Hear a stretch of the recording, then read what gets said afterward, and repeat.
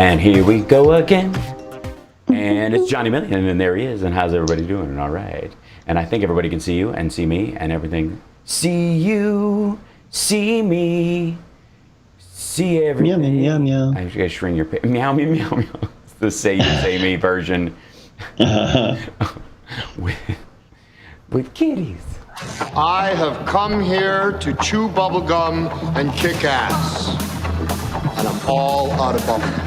Live exclusively for WCPT in Chicago, standing up and speaking out, here's Hal Sparks. Well, to quote the LA Times and every other, beach-adjacent news paper in the country, the beach is back. And Memorial Day weekend is swiftly, almost instantly, what pandemic? And the number of people who've gotten vaccinated is ever increasing. It looks like the goal of 70% of adults being vaccinated in the United States, which of course is everyone but Republicans, if you do the math. Pretty much. Yeah. It is going to be met before July 4th. Wow. Is going to probably be met the third week if people keep on track, and they seem to be, because a lot of people have got their first dose, so they're already technically on the road to it. You just got to go and get your second dose so that you have full immunity and you don't have to worry about that, especially since, we get news all the time that Vietnam is seeing a really scary strain of it break off and the like. Yeah. And I remember, do you remember the whole MERS and early SARS storylines and stuff, and the scares that came around those, that there were, as they were trying to sort of trap and trace where it was coming from. If you had heard at that time that there was as many variant strains breaking off, it would have been a nightmare. It was the fact that it was kept in a fairly small, it was fairly contained. It those weren't as contagious, and therefore keeping them narrowly focused on one particular crowd and not letting it spread to the greater populace was a little easier. But if at that time, during SARS and MERS, we had heard all these stories of, oh my God, there's a strain in Brazil that's totally, like if you have immunity from it, from the original one, it can still get you. And now there's one in Vietnam, there's two in China. It would have been a panic on the level that we saw now. Which, by the way, is one of the reasons why, if you'll recall, the Obama administration put together a pandemic response team. Let's get rid of that, because it's got Obama's name on it. Why would you want to do adult crap in adult world circumstances? It's almost like trying to figure out what triggers earthquakes and seeing if we can get ahead of those things, or perhaps having hurricane watchers or satellite imaging that can tell us more precisely where the winds are going, so that more people can get out of the way. And so some idiot doesn't just go, well, hell, it's probably going to hit up in here, so let me just draw on this map with a Sharpie, instead of following the actual satellite tracking. I'm just gonna go, it's probably going to hit Alabama. Look at that. It's terrible. It's only because I said no that I turned back the winds. I love the Sharpie. Yeah. So, with the increasing number of people being vaccinated, with people understanding the CDC's guidelines about being outside, the first place people are going, man, is the beach. They are out there. So, keep your hopes alive. Very soon we'll be back to shark attacks and drunk sea-doo accidents being the main killer of people at the beach, and not mass. I do miss the shark attack. Like before 9/11, news was all shark attacks. Yeah, it's because there is something, and I don't want to spill the tea and get Project Veritas on me, but there is something where the news chase this idea, if it bleeds, it leads, and nothing bleeds like a shark attack. Honestly, it's out of nowhere, it's random. It's not personal, or is it? By the third movie, it's personal. By Jaws 3, it's personal. Yeah, it's definitely personal. But over knowing that sharks were out there, knowing that the ocean is a lot of fun, and that constant tug and play between surfing's fun, also sharks, is an integral part of humans' experience with nature. You know what I mean? And so also sharks. Also sharks. You know, that's what that would I would be standing on the beach with a surfboard going, this seems like it's going to be a lot of fun. Also sharks. There is also sharks as a possibility. Yep. Yeah. So over the course of, you know, the summer, I mean, if you listen quietly, you know how you can go to the beach, you can pick up a shell and you can hold it up to your ear and you can hear the ocean. Right now, if you went to the ocean, you found a big conch shell and you held it up to your ear, the sound you would be hearing is the sound of right-wing talking points dying a horrible death, because there are several primary fears that the Republicans have been using. The shark attack of communist encroachment. Socialism is just a stepping stone to communism, and all this government spending, by God, it's not a rescue package. We're not in an extraordinary situation. This was a pandemic anyways, and it's a fake virus that was created in a lab. I mean, can you imagine trying to coordinate the talking points traffic? You see those people who are the traffic coordinator for a major metropolitan city. Right. And they have to work on the timing of stoplights because, oh my God, we slowed some of these stoplights in the east part of town, and now we have these jam-ups on the freeway that seem totally unrelated, but are absolutely. We fixed those stoplights, and suddenly the freeways open up again. What was happening? Like those kind of the minute changes that trigger ginormous ones, right? That's what it's got to be with right-wing talking points right now. Yeah. Because, I mean, the nightmare for them of Joe Biden in particular, the thing that scares the hell out of them is that everything he's presenting is, quite frankly, largely reasonable within the conscious grasp of most voters. Anybody who's, as I say on the regular stream, on planet Earth and not on moon-base a-hole, which is where sort of the extremists of both parties, take turns putting each other in a noogie, The rest of us are like, yes, I would consider broadband infrastructure now. Would you have considered it that in 1930s? In the 1930s? Probably not, because there was no such thing as a computer. We're expanding our idea of infrastructure. Do healthcare centers qualify as infrastructure for the sake of reconciliation? Probably not. Are they facilitators for the work environment? Maybe so. But do you call them infrastructure? Do you call them some other crucial thing? Do we have another word for something that's crucial but that isn't technically infrastructure? That's, this is the debate of our current time, because we have all shark attack stories aside, a surprisingly stable society even through the Trump years. And there are two things. It's a miracle. It is.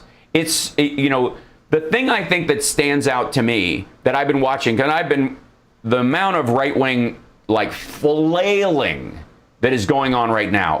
Do you understand how far down into the New York Times back section or the Life and Style section or one op-ed in one paper that they have to go, or a story? Literally, they were chasing on one of the the many psycho right-wing podcast things that I cover on my live stream. They were chasing a story this week about a school where a teacher was fired for suggesting that something racist was the reason why they were fired.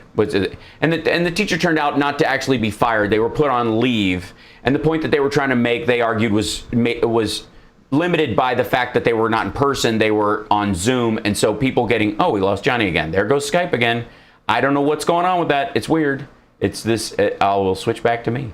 And then I'll fix it in the interim. And then we'll have to enjoy the Skype story. Maybe that's just an ongoing thing. We're going to bring him back in with Zoom. Let me take an early break. I know it's only 13 minutes after the hour, but I'm going to take an early break, bring Johnny back in, because I want him to be here for this part of the discussion. And I want to discuss with you guys in the chat room. And welcome to the show, by the way. It's the Hal Sparks Radio program, Mega Worldwide, here on WCPT, WCPT 820. And of course, we are a podcast as well, against my better judgment. It's true.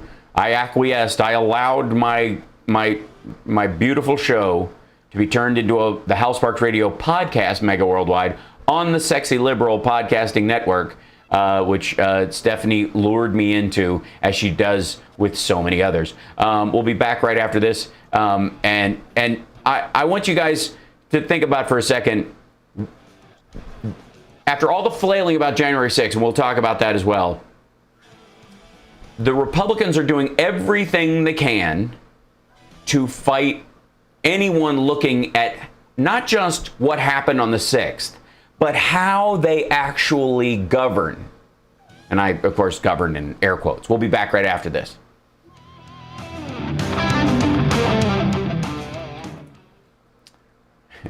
And now I open Zoom and get Johnny Million back, 'cause that's what I do. Oh yeah.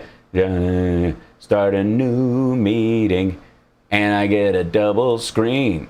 All right. And then we go, you are connected with 0 people. I know that. It's so fun.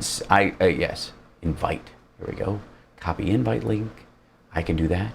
Here we go. Pasting that in there. Now Johnny's got a link. Copy the invitation. I always double up. That's good Zoom protocol in case they get confused and have to be asked back again. And yes, we will. The happy ending will be about Memorial Day, by the way. So hang tight. And thank you, Gail, for hosting the stream. Don't forget to like and subscribe. Give us a thumbs up, share, and the like. Let's see. And let's see. Johnny will be opening his thing in just a moment, in theory. And I hope quickly, because it's always weird when turn the chat off. There he is. Yay! Bloom, bloom, bloom. We don't get to have the song though. That's the sad part. That's what I think. There he is. Hey, John Million, and he can hear me. He can hear me now. Yay. Okay, and I can hear you, and you're good. So I'll bring you back on screen. Back in 20. We're back in 20 seconds. Look at that. I fix it like that. Bing, bing, bing. Sha-bing, sha-ching. Sha-sha-sha-ching. Sha-cha-cha-ching. I gotta move your, I gave you a name title. I have to say, Johnny Million 1 looks weird in all caps. JOHNNY MILLION 1. Now let's get back with Hal Sparks Radio program, Mega Worldwide. Mm-hmm. Welcome back to the show. Thanks, fixed it, as I often do. And we are here every Saturday. Don't forget to add WCPT to your car. Program it in. Get it in there so it's all your favorite liberal talkers get some ear holes to talk into. It's very important. Now, over the course of, and hi chat room, love you guys. Now that I've got all of our tech concerns out of the way, I can say a proper hi to you guys. This, it shouldn't surprise anyone that the Republicans hate being Republicans. More than any other thing in their life, they hate being Republicans, because Republicans aren't, necessarily, it's not indicative of their character or their principles or any of that anymore. It is strictly their governing apparatus. This is the method. Being a Republican is the delivery system of Trumpian aggravation and sort of wailing and gnashing of teeth that goes on in certain, conservative communities, right? That, if they had their druthers, they'd dial back their whole existence, to the edge of their property, and basically sit on the porch going, "Get off my land!" And as effectively their raison d'etre in life, that would be it, right? But unfortunately, for them, I suppose, America is a great country. And this great country requires a great government. And the freedoms that are created in the Constitution, require maintenance and preservation, right? And normally, the tug and pull between what would be liberals and conservatives in in terms of governance would be the idea that the more freedoms you have, the more finely written your laws must be, so that you do not step on more freedoms in your protection of people from those freedoms. And obviously gun laws are the obvious one, but even in free speech, we do not have the absolute right of free speech. And anybody who tells you they want it is just mad they can't sell child porn or snuff films or help ISIS get a website. Because if every time I hear Michael Lindell or one of these people going, people are going to be able to come here and there'll be no censorship. That's nonsense. We have reasonable levels of censorship in our society. The question is, what's reasonable? And there will always be a tug and play around the margins, where is it okay to yell fire in a crowded theater if you're there because everybody goes and watches Backdraft and it's now a cult film, and every time something catches fire, the whole place yells fire? Is it okay then? It's yes. Conditional. Right. Yeah. There's a reasonable expectation in terms of the variance in those rights, because it's based on the understanding of the people involved. That people who believe that verbal consent is incredibly important in a sexual interaction might tend to be thought of as offensive at a swingers party because those people have given that consent just by showing up, and you're coming in and you're ruining the fun for everyone. It's like a nun walking around and you're bumming us all out, right? That would be the idea. So in the amount of freedoms you have, in a country where there's no freedoms, it's pretty straightforward. I mean, there originally were 10 commandments, and it was pretty, if you got caught coveting or killing, it was the same punishment. Seems fair, yes. Right? Yeah, they kind of, when you start at 9, yes, there's not a whole lot of nuance. No, there isn't. And in a country like America, unfortunately, for people who need, and this applies to religious extremists and political extremists of all types, is that they psychologically, according to studies, seek certainty. And I have news for you, folks. In a world of 7 billion people, there is next to no certainty in terms of how other people are going to behave. There are variances in that, and you can choose your path of protection for variance from one direction. And the one that, again, comes up the most is probably around guns, in that, do you call the police or do you carry a gun yourself? Right? That would be there are too many variables. There are too many possible killers. There's too many Ted Bundys out there in the world. There's actively 500 serial killers at any given time that the FBI is looking into tracing or working on capturing. That's 10 per state. If you feel like, well, my state's very populous, I could dodge that guy just not by not helping someone with a busted arm into a van. Then you might feel like if I feel sketchy, I'll just call the police and go, what's this dude in the van doing? But if you live out in the woods and there's only 15 people in your town, I mean, odds are you go to church with that serial killer. So there's a problem, right? And you might be going, I might need some open carry, buddy. Come on now. So come on. This is the back and forth. And in dealing with those things, in dealing with the reasonable execution of the expansion and contraction of laws about what's necessary to protect the vast majority of people, as many as you can, without encroaching on the ultimate freedoms of everyone else, to create an imbalance in society where it's draconian for no particular reason, and the life, liberty, and pursuit of happiness thing gets stepped on. Because there's a lot of screwing up in life. There's a lot of mistakes, bad language, ill will, changes in philosophy and ideas over the course of one's life that is found in life, liberty, and the pursuit of happiness. If we weren't all jerks yesterday, we wouldn't need tomorrow. Time passes forward for a reason, and one of them is regretting things you've done in the past so that you can carry that regret in a positive way so that you act better in the future. right? I'm not one of these people. Never regret what you've done. That's crap. Regret is one of the best ways to tailor it's your own what bummed me out behavior. about Ace Frehley's autobiography. What's his? Really?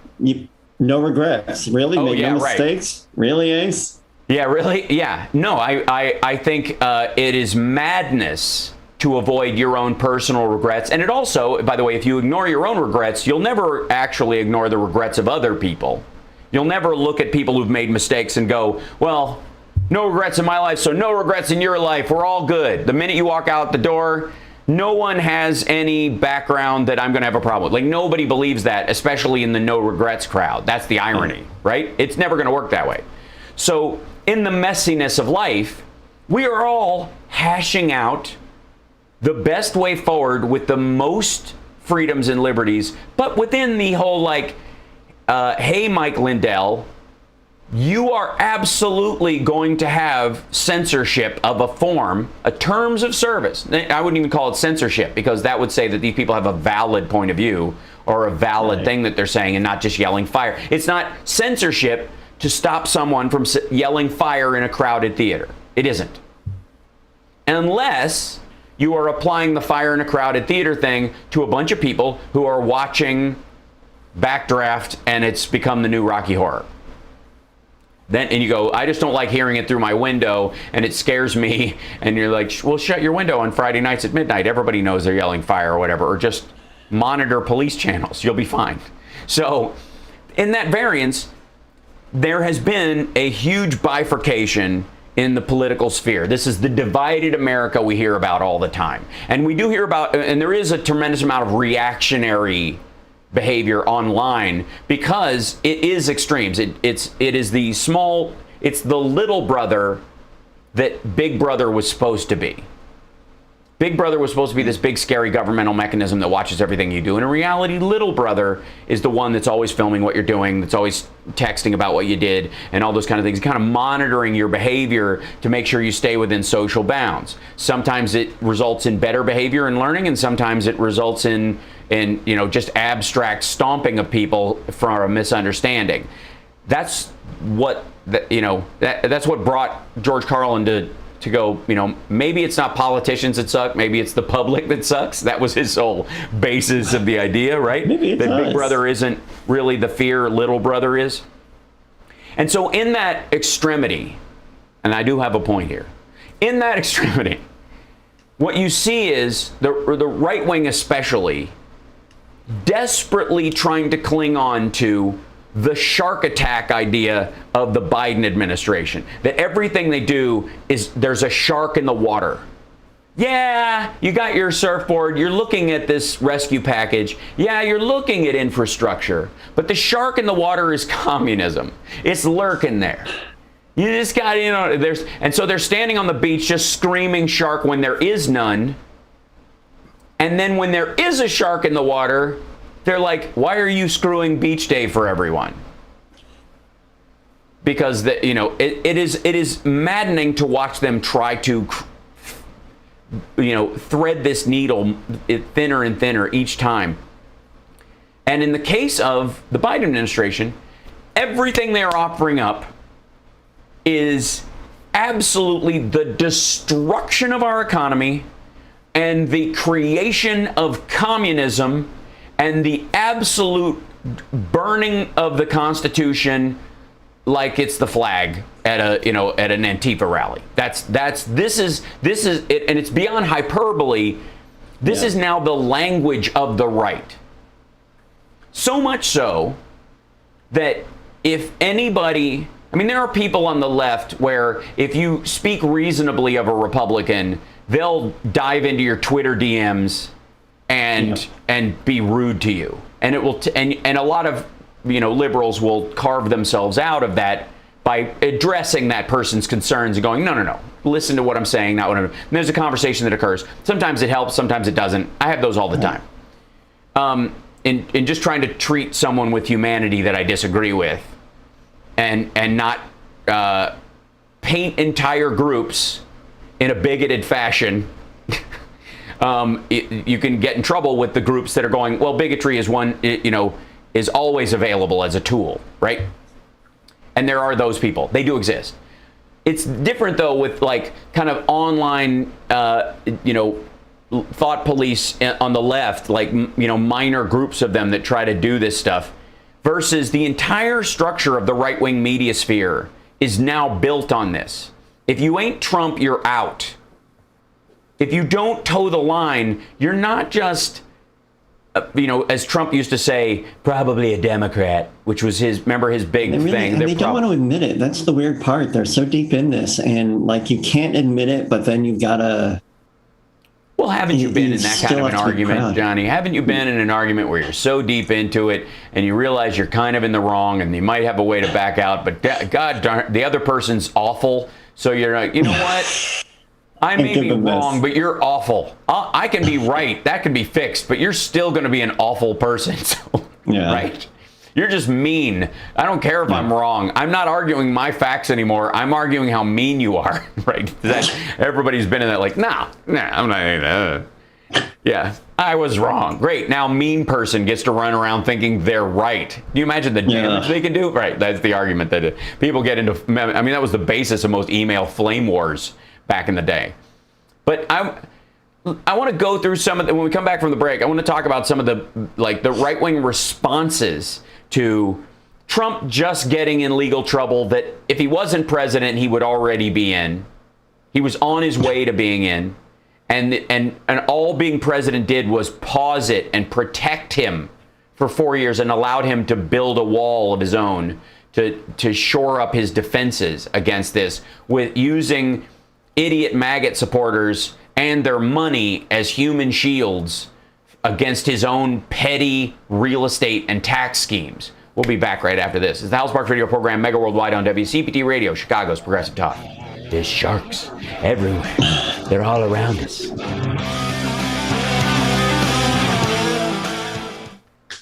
Yeah.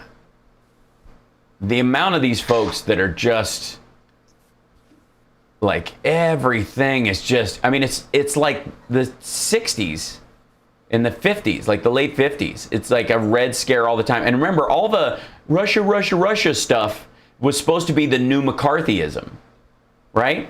Well, McCarthyism wasn't about Russia as a geographical entity. It was about the politics of Russia at the time as a socialist nation working towards becoming a communist nation that was doing it at the barrel of a gun. And that's what they were freaked out about. Right or wrong, that's what they were freaked out about.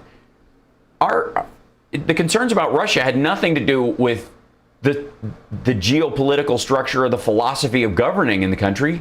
It was the fact that they were attacking us, attacked our elections. I mean, and they still are.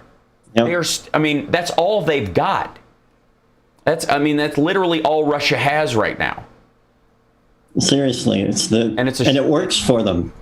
Well, yeah. Like, I'm better keep doing this because it's the only place I'm getting traction. Doesn't cost any money. I mean, you shut down the electrical grid around a hospital, you can kill more people than a dirty bomb. So get good at that. And you can always claim it wasn't you. Everybody can follow a missile that was launched. Everybody can track backwards, from an explosion. Ask Timothy McVeigh's cohorts, right? But it is... that's another guy I don't think I like very much. No?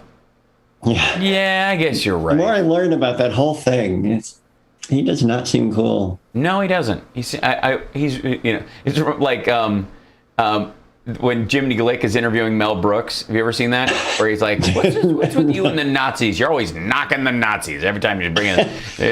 Oh, here comes Mel Brooks and knock the Nazis again. And Mel Brooks goes, oh, I don't know. They're rude, I guess. And he goes, I think they're rude. And Jiminy Glick goes, I guess.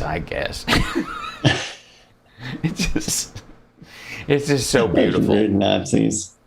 So it's just rude, I guess. I guess. Oh, God. Hold on. Okay, so Skype will turn off. Zoom, you're a little loud, so I'll bring that down a touch. Let's see if I can get that better. Today is my son's birthday. Aw, He is 10 years old today. that's ridiculous. Yeah, tell him happy birthday, man. I will. He comes here on Monday. He's got birthday with his mom this year. We trade off every year. Yeah. Oh, true. Yeah. So he's so Monday. So he gets 2 birthdays. I mean, come on. Yeah, he does. Like there's a certain point where, you know, I remember when my parents were splitting up when I was 11, and everybody was like, "Are you gonna be okay?" I'm like, "Am I gonna be okay? Are you kidding?" Both my parents are, you know, basically codependent. They're going to get remarried very quickly, which means another set of grandparents. I was like, they're not getting along. This is not healthy. It's okay. Come back, boss. Thank you. This is Doris Davenport, host of The Doris Davenport Show, all local, all the time. Now let's get back to Hal Sparks' radio program, Mega Worldwide. We love you, Doris, by the way. Big hug to you and Precious. So, you know, the Biden administration is presenting, he presented a $6 trillion 10-year budget over time, right? This is oh my God, what in the world? $6 trillion. Trillion. We're not even talking about billions anymore. This is trillions.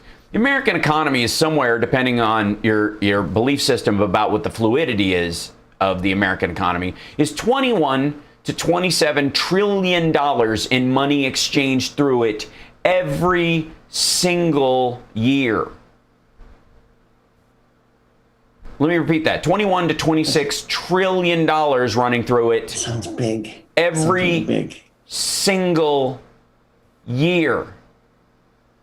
Now, $6 trillion is a lot of money, but only if you look at it in terms of the population of the country in 1951, the number of jobs that existed in 1935, the interaction in our economy with other countries in 1920, right? If you look at it in those terms, it's ridiculous. Yeah. I mean, by God.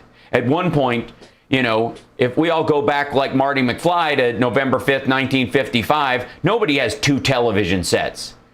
Now a lot of people have their old flat screen in their garage. Flat screen televisions, which are straight up Star Trek. Can we just all agree on that now? It's not, I mean, think about, remember like MTV Cribs in the late 90s where a flat screen was really just, it was a projection TV in a giant box, and rappers had 2 of them, you know? Yep. And then we got to the 2000s where they were more available, and then there's like, yeah, I put the old one in the bathroom, you know, like, you know what I'm talking about? Like, oh yeah. In those terms, in a society where you're not interacting with other economies on the level where we are not able to, where in an America where you can't sell Coca-Cola to the nation of India with 1 billion people in it and be the primary soda of an entire other country that has 1 billion people in it, buying a beverage you sell for US 85 cents to half of them 6 times a day. Yeah. Where, I mean, how many of you, did you watch Rachel's segment about the F-150? Did you see her segment about that? The it was a while ago, right? Well, it was like a week ago. The electric F-150. No, I think I missed it then. So Biden wrote in the F-150 that's coming out, the electric F-150, which is a price point. Oh, okay, yeah. It's an electric truck that can tow 1 million pounds or some nonsense. They've had it tow a train, right? And then a train full of trucks. And the torque on an electric motor is insane these days, like the power that they're able to get into it. And so the Ford F-150 sells, I want to say like $48 billion a year in business. Just the F-150. Yeah, it's a huge. It is, the F-150 is the entire U.S. economy in 1935. Right. Let me say that again. If every worker in the U.S. was making the F-150, not all of Ford's cars, the F-150, that's the entirety of the material. And by the way, even if they were making $48 billion as a national economy, no one at that time could buy a phone that speaks to someone on the other side of the world for free. You know, no one could use a satellite-based map system to find where they're going and have multiple choices. A free one that comes with your phone. Yeah. For your $700 phone, but cut me some slack in my explanation here.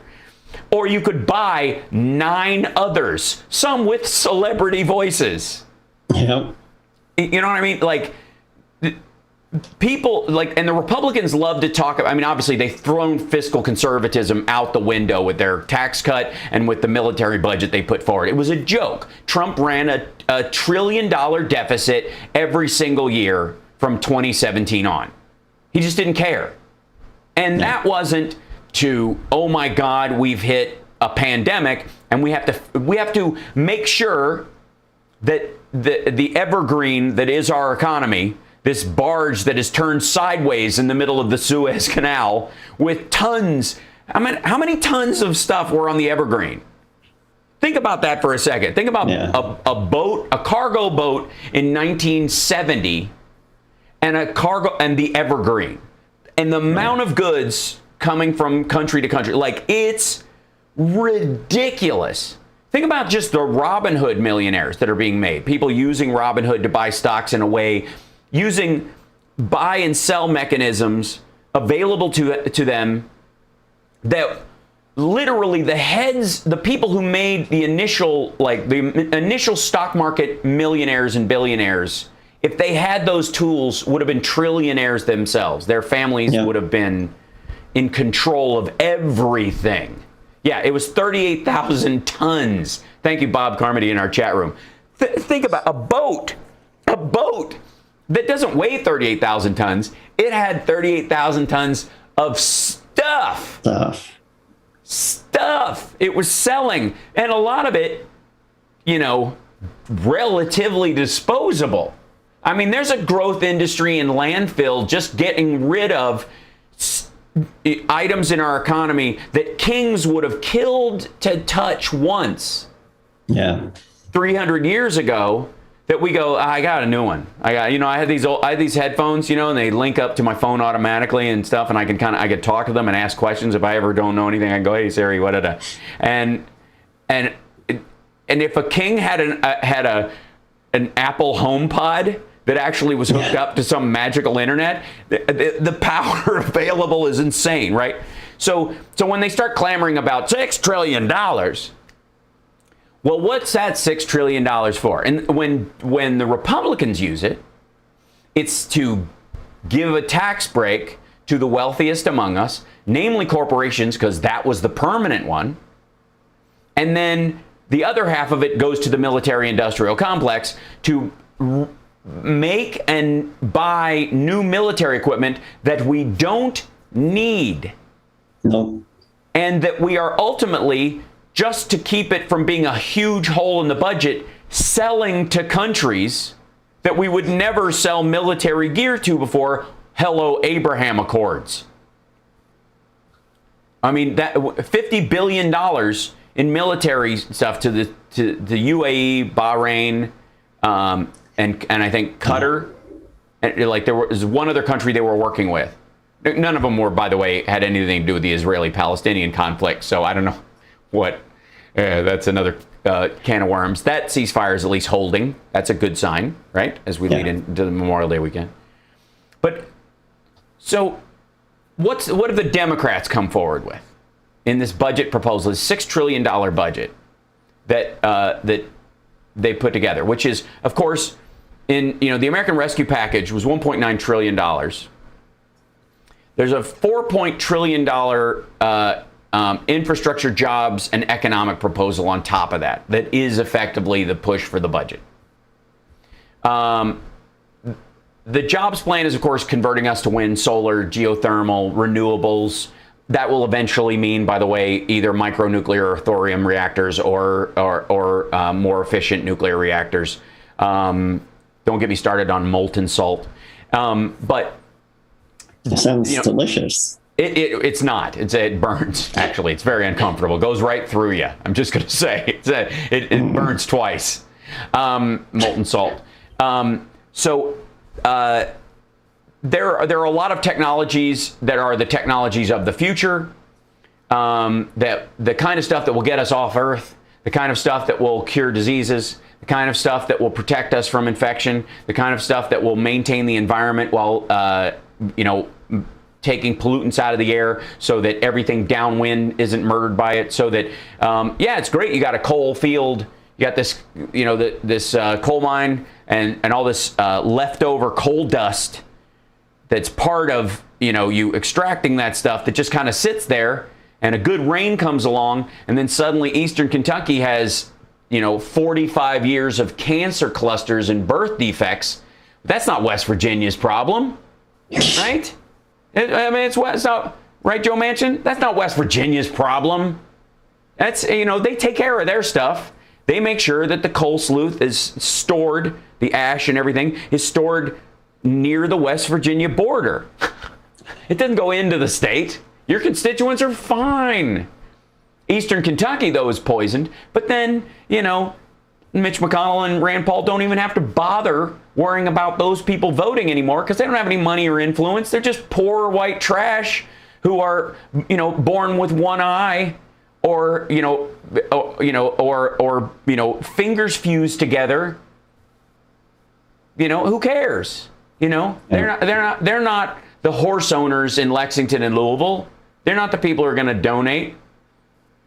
They're just years and years of inbreeding and birth defects and poisoning that have just destroyed an entire community. But it's not West Virginia's problem. Now we recognize that wind, solar, geothermal, and all that. By the way, there's tons of geothermal in Eastern Kentucky. That had we been moving towards that for years, the number of lives that would have been saved, the number of babies not born with birth defects, the number of humans that would be operating with their full faculties and not being given external disabilities beyond their control because of how we chose to extract energy, because we had no other choice at that time. We didn't know the damage we were doing. There's a certain point where the petrochemical industry and all that kind of stuff, they knew. But before that, it was the growth of energy, and we're like, holy smokes, oil, you can burn it for this, you can burn it for that. We've been burning oil in oil lamps forever. What's the big problem? This is amazing. And once you find out, you go, okay, how can we better ourselves? Well, it's going to take time to tip this over, and it's going to need help. That's in the American Jobs Plan. That's the kind of stuff the Democrats present when they're in power, when they're governing, and they present a big budget outlay, not a $2 trillion tax break for rich people who don't need it to buy another one of something they already have that they already don't use. And they get the people who will never be affected by those tax cuts to agree with them and to fight for them. Right, because it's the lotto mentality. We got to take a break, but when the idea is if I ever win, I don't want the government taking half my stuff. Well, that's not how it works. And a lot of people, the reason why we think that is because the government doesn't, and there's all sorts of variant tax law about how you do this. And this would be the change I think you could actually pass through. I have an idea on taxation, on big money exchanges that, some of it exists already, but it could be expanded or at least vocalized more. That would take that group of people, the one time I'm going to win the lotto, this is going to happen to me, I'm going to make it, I'm going to strike it rich crowd and make them wake up to the fact that they're being used by the people who don't strike it rich, who are born rich and keep staying rich and just their money's making money on money. That's right. We'll be back right after this.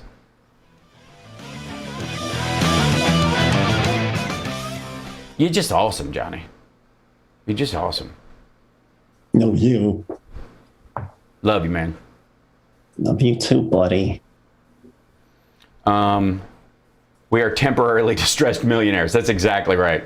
In the chat room.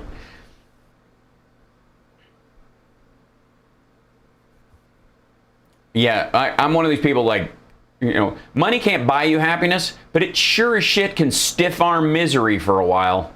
Yeah. If you don't think money can buy you happiness, try not having money to pay for a funeral.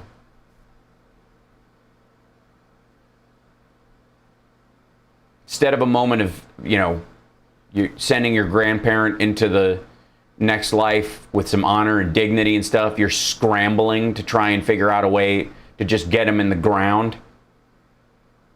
Yeah. It's better when there's money being spent, even if it's not yours. You know what I mean? If people give you money through something or whatever, if that money comes in to cover that eases that burden.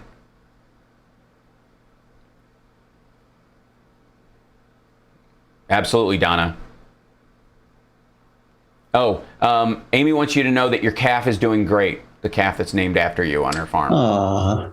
Mm-hmm. I hope it has long ass legs, just like it is the tallest, weirdest looking calf in the world. It's like a bull with male pattern baldness. No, back in just 20. You don't have male pattern baldness. You shaved your head bald, and you have some bald. You are bald. You're just bald. Well, yeah, but like if I let it grow, I got the horseshoe. So it's because you're a man. That's the pattern. I'm a male. Absolutely. It would be bad if it. Thank you. It would be bad if it wasn't a pattern. Just you, John. It's true. God, what happened to you? Dude, what happened to you? Right. This is Damian Perdue. Male random baldness. Radio. Yeah, I guess. Saturdays at 6 p.m. You're listening to Hal Sparks' radio program, Mega Worldwide. So, a lot of the budget itself that the White House put forward is, it's huge. There's a lot to, and I don't mean it's huge in just its amount, but I'm going to slide it over on the screen for people in the chat to look at with me. But this is for fiscal year 2022. Budget of the United States. This is a whole, this is a real document. This is not, we'll do a continuing resolution and pretend everything's fine. Tack, right? Do your own research. Yeah, right. You obviously haven't done your research. So they are doing such a smart thing in the actual budget itself, in that the table of contents only has 6 elements. Now there's a lot of stuff in there, right? But the table of contents is pretty easy. 1, budget message of the president. 2, confronting the pandemic and rescuing the economy. That's the primary thing. That's what their raison d'etre currently is. Building back better, which is the next phase. Delivering results for all Americans through equitable, effective, and accountable government. Cool. So you want to know where the money's going. You want to make sure that everybody gets a shot at it if they're looking to be a government contractor, and that underserved communities aren't continually being underserved. And by the way, if you're underserved, that's not affirmative action or any kind of stuff like that. It means you're literally not getting your fair share. Yeah. So there is a level, it is not like, well, they're there where they are, and now they're getting more, and that's unfair. No. They're getting less, and now they're going to get the same amount. That's what's actually happening. Okay, summary tables, and then the OMB contributors to the 2022 budget, which is the people who broke it down and all that kind of stuff. This is the right-wing talking point freak out is off the charts about this budget, right? The clamoring that, oh my God, it's the trillions. Oh, the trillions. Meanwhile, Trump dumped nearly $8 trillion on the economy last year alone. And he was, by the way, do you remember what his arguments with Jerome Powell? Everybody forgets this. Remember Trump's complaint about the Fed, that we should have a negative interest rate? No, I don't remember that, but that sounds about right. On and on and on. I'll even, let's see, Powell, Trump, negative interest.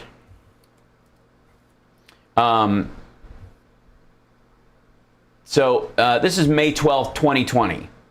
Powell is expected to quash idea of negative rates even as Trump says U.S. would benefit. Fed Chairman Jerome Powell is expected Wednesday to discuss his view of the economy and the Fed's policy actions, but market pros are waiting to hear him say the Fed has no plans for negative interest rates. There was never, nobody's doing that. We're not We're not going to pay banks to print money. It's bad enough that you allow them to print it for a very, a tiny margin, right? You can loan it into existence at a very low margin, but there's got to be a margin there. And the more, by the way, this is the other thing. The more money that gets loaned into existence, this whole all they're doing is printing money. As you lower that interest rate, you can loan more money into existence, but the Fed makes more money because there's more money in circulation. Eventually, that money gets paid back and it no longer exists. That's where they buy securities. That's the idea, that it goes out and you start raising the interest rate again. But when you lower that, there's a lot more out there. You're getting a thinner slice of a larger pie, but the slice of the pie you're getting is still enormous. It's in many cases bigger than the giant piece of a smaller pie you were getting before, as far as interest rates the Fed gets, right? So that's the balance they're always walking. There's no way that that Powell was gonna go for that ever. So Trump tweeted that the U.S. would benefit from negative interest rate, meaning investors would pay the Treasury to hold U.S. debt. The market for the first time priced in a negative Fed funds in the futures market last week as investors speculated the Fed could change its mind and at some point in favor of negative rates, that they were going to listen to Trump. And they were never going to. I'm just telling you. That's everybody. There was a bunch of people going, look, he's pressuring people and we got to do something because we're going to get, his followers are psychos and they're virulent in the Republican side of the economy, or in the Republican side of the House and Senate. So we're going to have to placate that a little bit. We'll drive it down some. But we were entering a downturn, last February. And everybody was telling him this before the pandemic hit, before all this stuff happened. That's why he was in a race to sign his Chinese trade deal. That's why he was he held off on dealing with the pandemic because he was afraid it would wreck the stock market. Because all the signs already pointed to we were heading towards a deficit or towards a recession. Right. And that there was a real problem there. And that's why he kept going after Jerome Powell and complaining that Powell wouldn't get us negative interest rates and bring us back. Right? That's what his economy was roaring, and now Powell's going to ruin it because the chickens were going to come home to roost. All of his just abstract spending on everything was going to blow a hole in the budget and also not go anywhere because it was all government spending on stuff we didn't need. We need roads. Do we need that many more battleships? That's the question. And this is probably the fight between what would arguably be the Trumpsters and the progressive caucus. Outside of the realm of what you think is infrastructure, does paying people to build battleships for a war we're not going to be in and that we're not going to fight, we're going to use other types of ships if we need them at all. We're not going to use these. We're going to use aircraft carriers. Why do we need more battleships when aircraft carriers are so much more capable and they deliver, more of what we need? Isn't that the same if you were using reconciliation to pass your budget and go, yes, this is part of infrastructure? Isn't that the same as childcare on the part of the Progressive Caucus? Building childcare centers for people to use for free. Because that gets them to work. People can, have a place to park their kid while they go to work. And their kid is getting a nutritious meal and a little bit of instruction and being treated very nicely. And then they pick them up after work uninterrupted and have a nice family meal and talk about their day. If that was available to all communities, does it mean all communities will use it the same? No. But if it's available, is that part of infrastructure? Is that a necessary part? Or is that just a perk? Membership has its privileges in being an American citizen. The American Express part of being a citizen. Yeah, no. Is it socialism? Is it capitalism? Is not part of the question. We're a rich nation. Socialism or capitalism aside, our nation is so great. We, as a democracy, have been decided we can use our tax dollars because we have more of them than other countries to make sure that the poorest among us have food, shelter, childcare, jobs creation, education, those kind of things. Not because it's socialism or capitalism fighting each other over how these governments work, but because membership has its privileges. Citizenship has its privileges, right? That's what makes America great. It's not that should people be paid by the government to go to work, or should the government supply people with child care or any of that kind of stuff, but that as the richest nation in the world, because we allow for these other freedoms and these giant tax breaks for corporations, yada, yada, we have so much money, and we do, that instead of building battleships, we spend more money on, cyber warfare, because that's the battlefield of the future, and we can educate our kids because we're going to need smarter soldiers, not just cannon fodder, like, we used to send into battle and just go, well, if they don't come back, it's one less person flipping burgers, right? That's how, sending poor kids to war, right? Yeah. And by the way, the whole, oh my God, the Army and the CIA are going woke. You want to know the background, the reason why those ad campaigns are happening right now? I'll tell you after the break. We got to take a break right now. See what I did there? I think, bloop, nice. And then I reeled it in. And all that kind of stuff. All excited. Thanks for listening, and thanks for supporting the show. By the way, don't forget you can super chat at infotainmentwars.com, and you can also become a member at twitch.tv/HalSparks. You can subscribe there. If you're an Amazon Prime subscriber, it doesn't cost you anything. You can subscribe at Twitch, support the show. If your kid's on Twitch and they're like, use your subscriber thing to subscribe there. Just help us out. They'll show you how it works. You'll have your 13-year-old talk you through it. And of course, you can also become a Patreon. Our goal is 1,000 patrons. That would make us have 1/18 the number of the lowest rung right-wing YouTube channel. Just saying. 1,000. I mean, and half of that of people who do watercolors for a living. I'm just saying. I know we're fledgling, so I can complain, but 1,000 would be great. We'll be back right after this. It's the Hal Sparks Radio program, Mega Worldwide.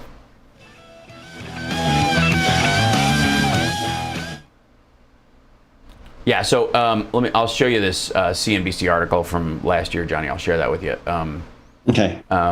But this is what I'm talking about when he was talking about negative interest rates all the time. His idea was that Germany has negative interest rates and we should too. That was the whole idea. Did they really?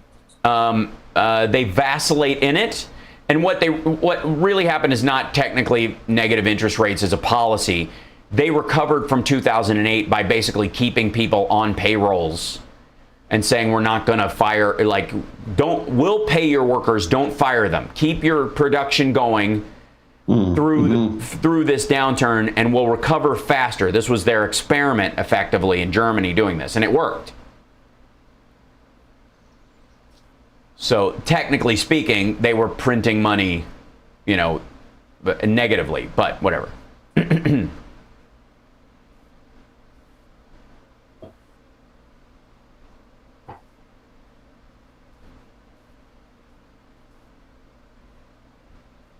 Try and find.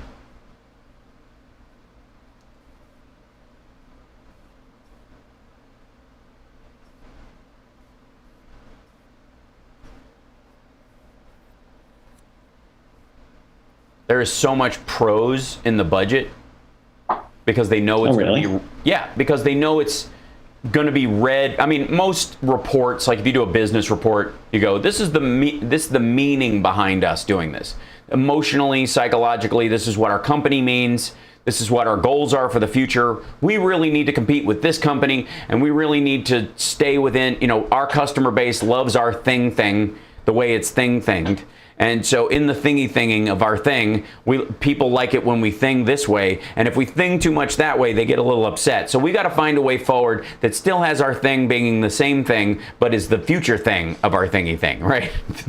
Do you understand what I'm saying? I know you understand. Thingy thing. Thingy thing. Thingy thing. So there's a Murph. Hi, buddy.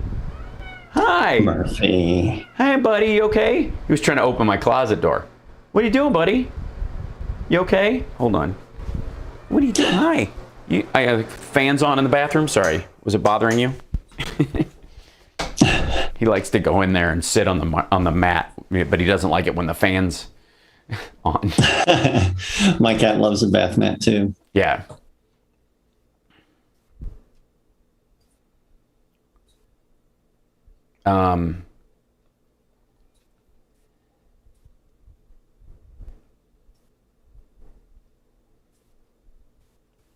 So, and by the way, this is a budget designed for negotiation.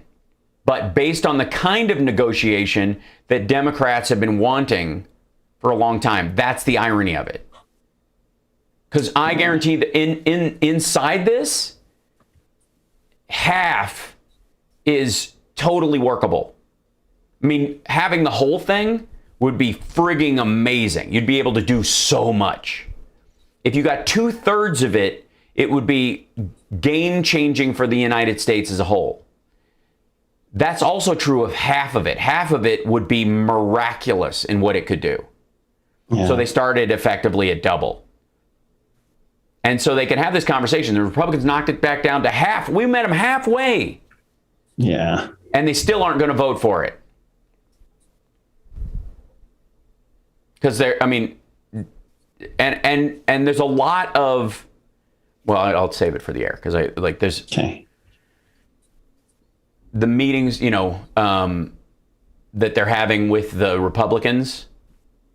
I mean, you can see the notes about this, about their meetings effectively in this budget. Sure. Linguistically addressing all the stuff that's, you know, was taken down about that thing you said. Yeah, it's in there. Well, we do that, and we're doing that for these reasons, right? Right.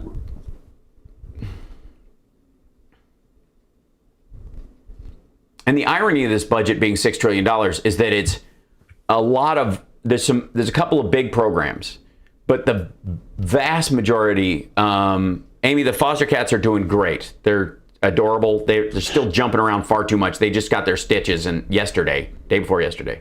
Yeah, yesterday? No, it was yesterday. Yeah, yesterday morning. They had their surgery. The cats all got spayed and neutered.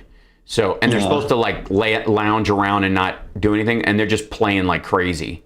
Yep. Yeah. So, what are we going to do? Humans in space is vain and expensive. No, it isn't. It's necessary. Vain? Yeah. We're about a minute away. We also have Steve from the Gold Coast waiting online if you want to go to a phone call. Excellent. Thank you. Yeah. Yeah. Space travel is vain and expensive until that asteroid heads towards us. And then all of a sudden it's an emergency. Better to spend it over time building quickly to that, even if we're 100 years away from something like that, so that we can do something about it. Now that we know we can do something. Before, it was just Armageddon. It was just something that was in the Bible, and if it happened, it happened. Vain and expensive. You know how cool they are with the end of the world. Oh, yeah, absolutely. It's so much easier than dealing with the complexities of life. Yeah.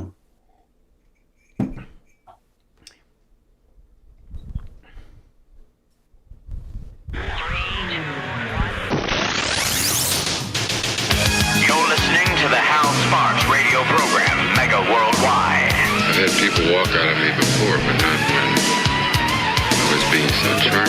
Video streaming at housefarms.com. I don't care for you or for the putrid sludge you're troweling out. Damn puss-faced little pimpstick. True progressive talk. Might be a good time for you guys to give up. We have some callers, and we'll get to them in a moment. Thank you for hanging in there. 773-763-9278 is our number. There's a lot in this budget to scare the crap out of Republicans. I mean, shake in your boots. This is terrible in this budget that would scare Republicans. Not because it creates communism, it undermines the military, it destroys the family structure, it, turns every child transgender, whether they want to or not, against their will. It's going to be because it will show that government works. Yep. One of the here's just one.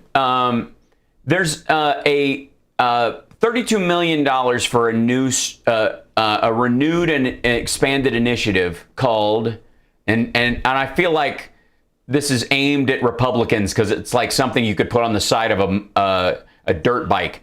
Strike Force. Strike Force is what's Strike Force to? Is it to militarize the police? Is it to give attack helicopters like Blue Thunder to small town sheriff's departments? No. Strike Force is to help people, and this is I'm reading directly from the budget, is to help people in high poverty rural communities tap into federal resources. Now, is that $32 million in federal resources for rural communities? No.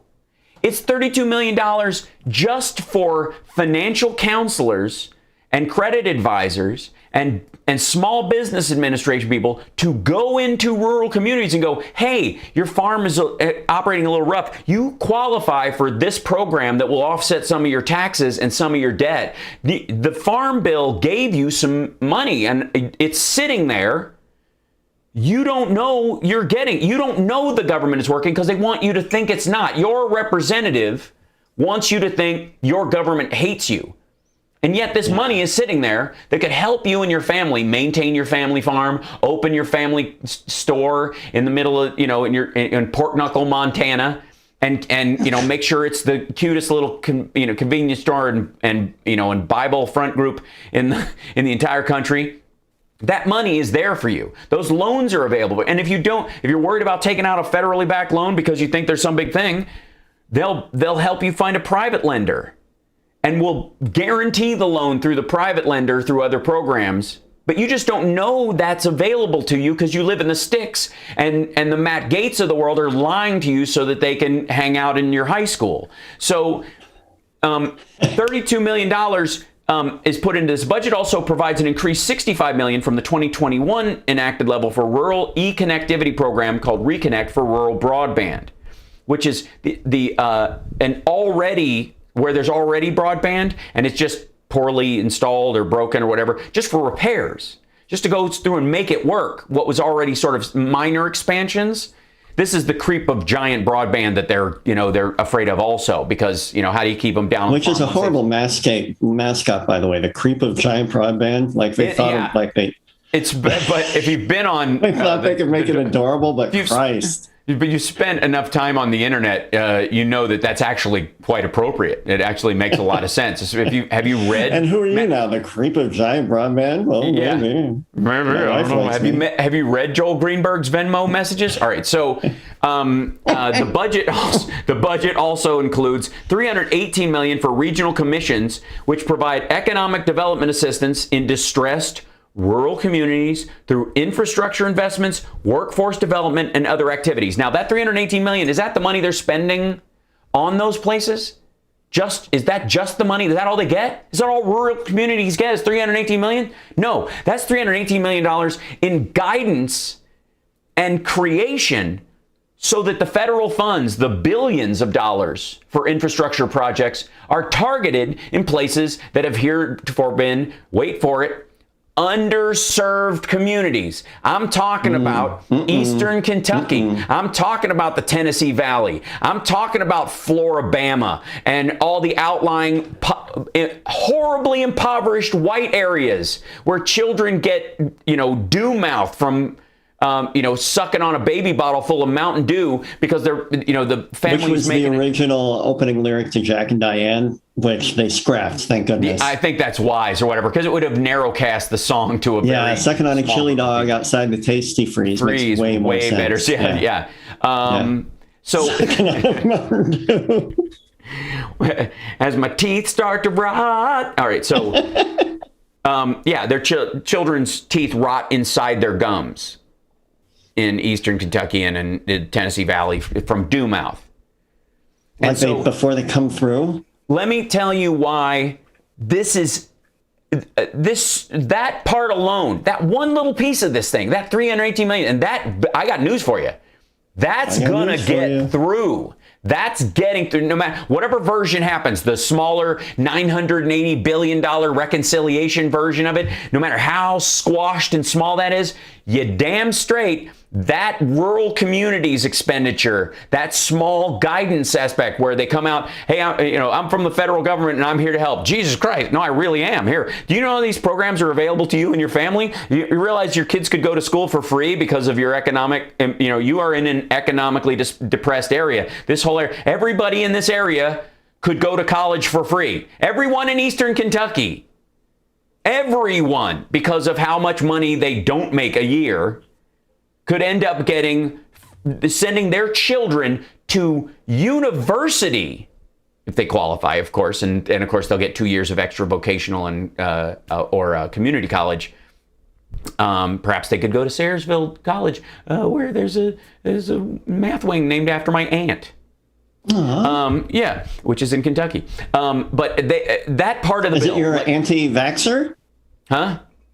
No, my anti-vaxxer. No, my anti-vaxxer passed away. I mean, we're sorry to say. Yeah. Of rickets. Yeah, and measles at the same time. She got hit, couldn't shake it. I'm going to Steve from the Gold Coast is waiting for us online. I'm going to take this next break first, then we're going to talk to him on the other side of this, because I have a feeling he'll also add on to this part, and I don't want to cut him off before we get halfway into this. Right on. When you have to understand, kids, the scary part of this budget, the reason Republicans are afraid is because when they talk about underserved and marginalized communities, what the Republicans want everybody to believe is this is just poor black people. This is a welfare queen part of this whole thing. That's all this is going to. What they're really afraid of is that there are a lot more, because of the volume of humans in the country and who makes up that volume. There are more poor white trash in this country than there are black people in entirety. More white people with food insecurities, more uneducated people, more people with cancer clusters and birth defects in their communities, and crap schools and bad water and lead pipes and all that stuff. And if they fix that, that's what Mitch McConnell's afraid of. Because in a couple of cycles, it isn't going to be about Mexicans crossing the border and voting illegally that Republicans are afraid of. It's Eastern Kentucky and Tennessee Valley Republican, leaning or non-voting whites. Things I'm already afraid of. I'm scared of those people. That are going to show up, and bring us their own version of deliverance at the voting booth. That's not a good analogy. That's terrible. No. Terrible. I like the way you vote. We'll be back right after this. Huddling. Huddling.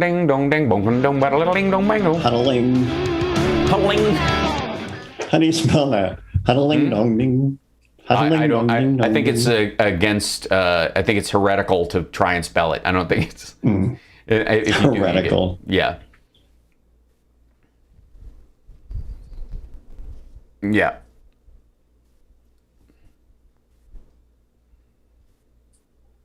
Oh man, you talk about people in impoverished communities across this country, and they always make it about, urban renewal projects. This is because media centers, and this is partly a failure of the media. I wouldn't call it fake news, but I would call it a failure of them, because they tend to focus, like anything, when crap goes down in New York City, it's the nation, because Fox, MSNBC, CNN, they're all there. All their media headquarters. Yeah, they see it out the window. Yes, and so, oh my God, this is the world right now, and it just frankly isn't. And media has a tendency to do that, and it's not that they ignore the rural communities. Oftentimes, what they do is they bring in local reporters from those areas. We're talking to our local affiliate in Tulsa, Oklahoma. Brian Benben, who's standing there in the wind, going, the tornadoes have been a bit rough, but we're hanging in there. This is my third jacket. It's not that they ignore it. It's just that they have to go to someone there because there's fewer people. They don't live there. It's later on the time scale. That's why New York is the news, because it's on the same. If Chicago was the capital, coming back in 20. Thank you. The Midwest would be the news center, because of course it would be the same. And people would care when we had a snowstorm here. That's right. And they don't care. They kind of do. They kind of do because they do because of the train yards and trade.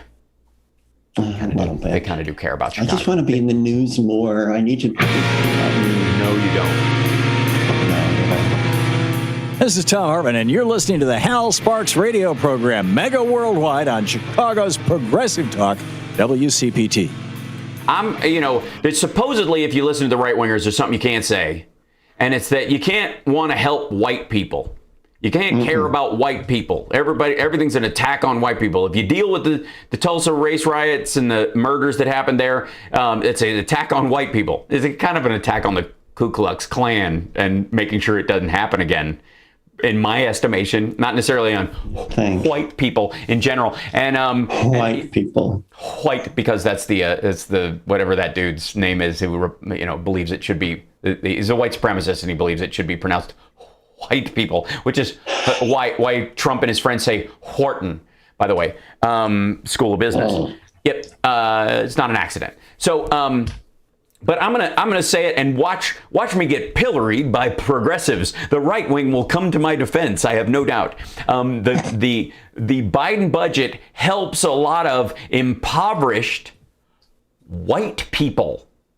White people in underserved communities and in areas where they are effectively the financial minority, literally a class of people written off by the state power structure of a lot of red states as just the people we don't care about. The volume of those people, the mass of those people, the majority of those people are entrenched, generationally poor white people.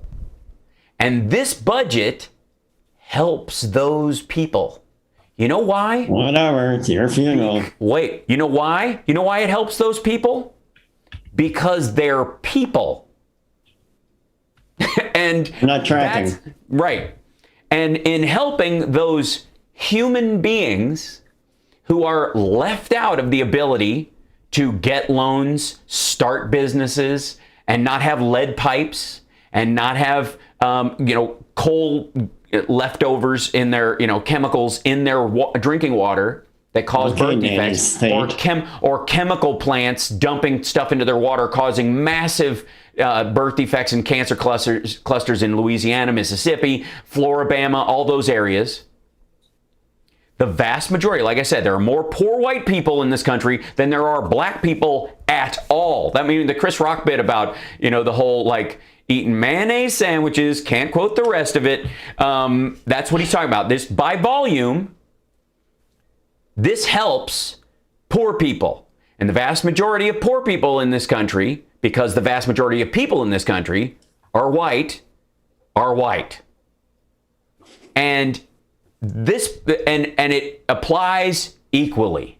Underserved, marginalized, because man, if you don't think rednecks aren't marginalized, go into a mall when the people that live in the trailers walk in and see how the rest of the church folk go, those folks are marginalized. They're not marginalized because of their color. It's not as color form and cut and paste, but it is absolutely marginalized in that regard. And they are viewed as such by the government. And now, because of this budget, they will be helped. Let's take Steve from the Gold Coast, because I don't want to eat too much of the time. Yeah. And I know he always has a bunch to say.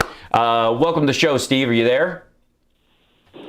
Yes, thank you for taking my call. And let me begin with saying, I watched your piece on the Young Turks, and I thought it was great. I mean, Thank you. As progressives, as liberals, however you want to label us, it falls to us to critique some of our own. Yep. And quite frankly, that channel has become a caricature of itself. But, so I don't want to get off to I appreciate you saying that. It's never easy when you deal with that kind of stuff, and you can get accused of the circular firing squad part of it. I think that only applies to policy, and I think what they've become and what they are talking about on there is nothing short of violence, and anybody who doesn't know what I'm talking about can go watch that video. And I think they're awful. That in a nutshell. And I've got a whole 20-minute explanation of why, not just But please go ahead, Steve. Yeah, I couldn't agree with you more on that point. And you're absolutely right, I think, with regard to where the Republican Party is, because, they really are just the party of no. They have no vision for America other than we don't want this vision for America that Democrats are presenting. And the funny thing is, for people who are such purists about, the founders and so forth, I mean, the founding fathers always intended that this be. So we actually have things like, constitutional conventions every so often. And rewrite, based upon our improvement, base of knowledge, rewrite our form of government, because that's what we do. Things don't stand still. It's not stagnant. And the problem that they have is that, just like with the Affordable Care Act, their biggest fear was, we give people this, they're going to like it. And that's exactly what happened, because 10 years on, nobody is talking about, 2018, a lot of people ran on it. And they knew full well, okay, there are things that you can still sort of challenge on the margins, but you're out of your mind if you want to stand before a stage of middle-class white Americans and say, oh, by the way, that provision that allows you to keep your 23-year-old on your health care coverage while they're in college, we want to throw that out. You're going to get, yeah, exactly. You're going to get a whole lot of dazed and confused looks because the people love that idea. So and that's exactly what you're talking about in terms of Republican attitudes. Yes, we invest in people. We invest in things like infrastructure, and infrastructure, the definition changes. We once had this thing called the rural electrification policy in America. So yes, we in America during which by the way, at the same time, again, affected the vast majority of people. It improved their lives were white people in rural communities, basically off the grid, farmers, people with windmills outside their house. Remember the old vision of the old farmhouse in Kansas with a windmill beside it? What the hell do you think that was for? It's because they weren't hooked up to the electrical grid. They had to use that to grind their mill. Like they didn't have access, and the government did it for them. Right. Right, and information is the new commodity. So I'm particularly confused and perplexed in that if you look at what happened during COVID, it can represent a huge demographic shift because there are a lot of people who live in places like New York and Chicago, LA, and so forth, who quite frankly live there not because they so much want to, but because that's where their job is. Right. You just can't take my high tech job and maybe I want to live in Wyoming. I can't really do it from Wyoming. You have to go into the office there in Southern California. So, but given what we saw in COVID, now it's quite possible. You know what? You want to live in Nebraska or Wyoming and work for that company in Southern California, you might be able to do it. And you would think that Republicans would want this sort of thing because it means that guess what? A lot of people would now move to a lot of states where it's lower cost of living, land is cheaper. And they could go ahead and work for that company in New York while living somewhere else. But no, like I said, you do have. There's a small flaw in your plan there, Steve. In that the people that would be moving from these big cities and big states, are blue-leaning voters who are not, socially manipulated. Right. And that scares them a little bit. Although those people have a lot of money, and that's I don't know. Right. That's where they're like, the tax dollars. And yet, right. Yeah. No, and you're right, because that's that fear that you see online when you see these people talking about, all of these people are moving from California to Texas, but wait, we don't want them to turn Texas into California. So, that caveat they love to offer up, so. But I couldn't agree with you more in terms of the fact that the Republican Party has no sense of identity. Because if you're not willing to help, people of color, fine, that's the Republican Party. But when you're in opposition to policies that help poor and middle class white people, who are you left with? So they know that they have to oppose this from the onset. Because once it catches on, like so much else did, for the Affordable Care Act and so on. Where is there this hue and cry to get rid of Social Security or Medicare today? The people who are that demographic of voters, I love 20-somethings, but they don't vote. People who do vote, 50, 60, 70, that if you dare to suggest we need to get rid of Medicare, you'd be dead politically.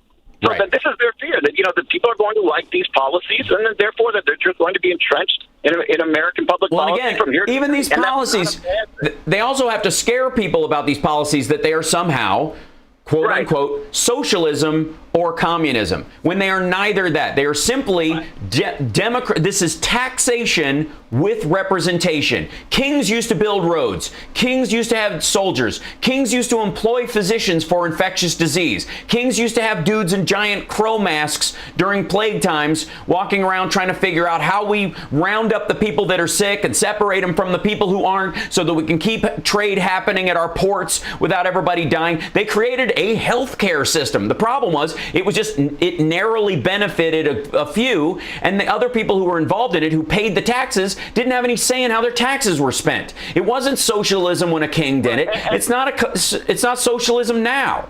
It is democratic taxation. You're absolutely right. And you're absolutely right. And the reason that they still retain the kind of power that they do, it's part of, there's an old axiom about, America. The problem with the American dream is that it makes everybody worry about the day that they're going to be rich.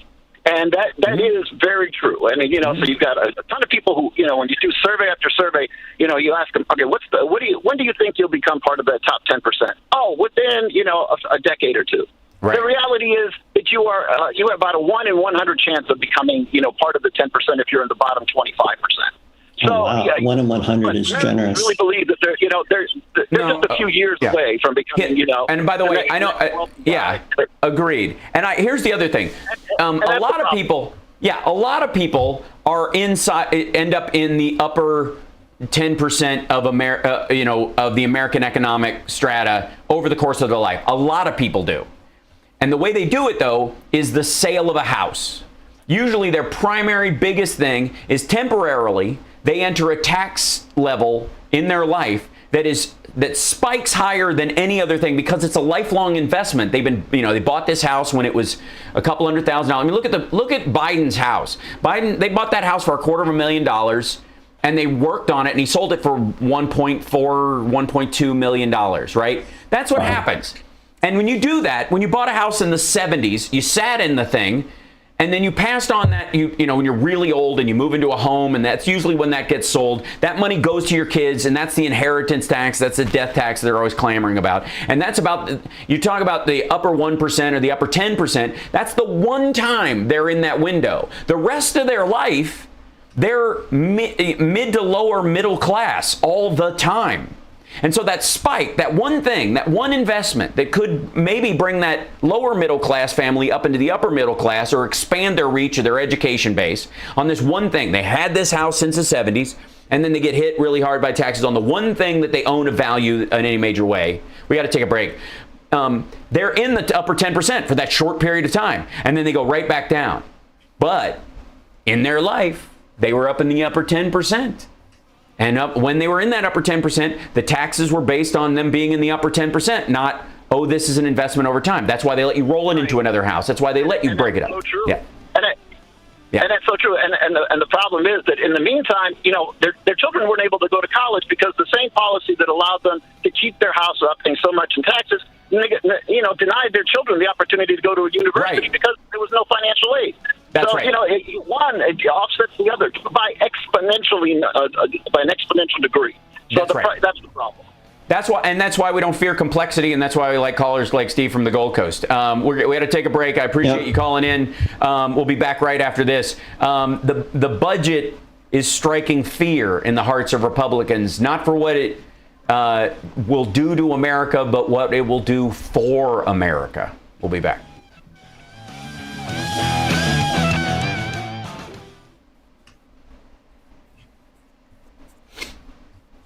Those jerks.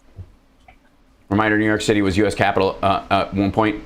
Kind of everything was. They were just kind of shuffling around. That was pre-constitutional convention, I think, wasn't it? Was that the Peyton Randolph years? Peyton Randolph was I think the first president of the United States. George Washington was the first president under our current Constitution. Mm. Peyton Randolph and he was a presider. So the president is effectively what the president was at that point. He's going to stand there and gavel things. He was like a judge. Like I'll sit there and keep everybody from, you guys argue it out, but I'll make sure that there's an order, and then I'll make a decision like a judge on the final thing. And I'll be an elected judge for the entire country. So there was an argument sitting there going like, I don't know, it's kind of pixie dog. Yeah, right, exactly. We've turned into American Idol, the voice version of that.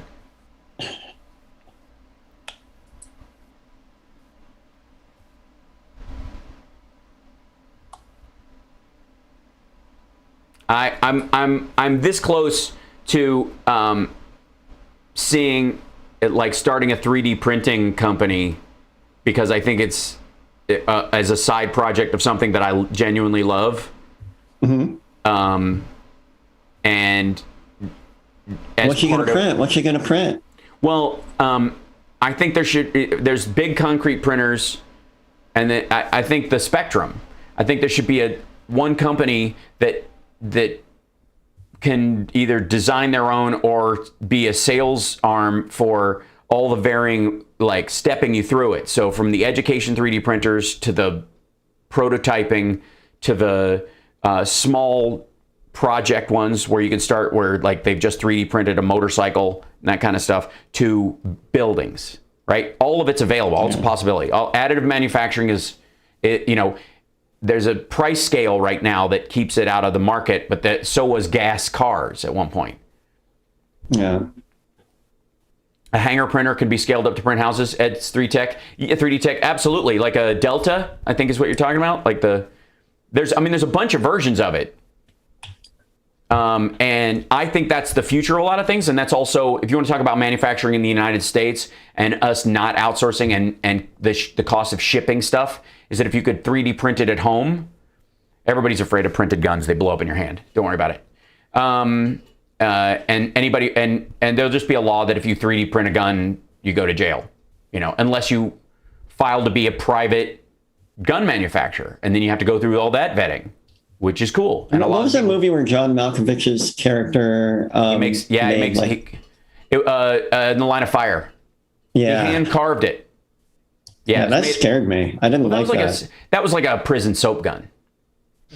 Back in 20, and we have Paul from Seattle if you'd like to go to another call. Excellent. Yeah, cool. He carved it out of plastic. He hand carved it instead of printing it. And it could only fire and the hilarious part was it works like a fucking charm. Like the aim on it was a mirror. Like, and have you ever seen the early ones that look almost exactly like the one he fired in that movie? You ever see the 3D printed guns that, all the stories about it? I don't talk about that. That's another. I have 3 Now let's 3D get printers. back with Hal Sparks' radio program, Mega Worldwide.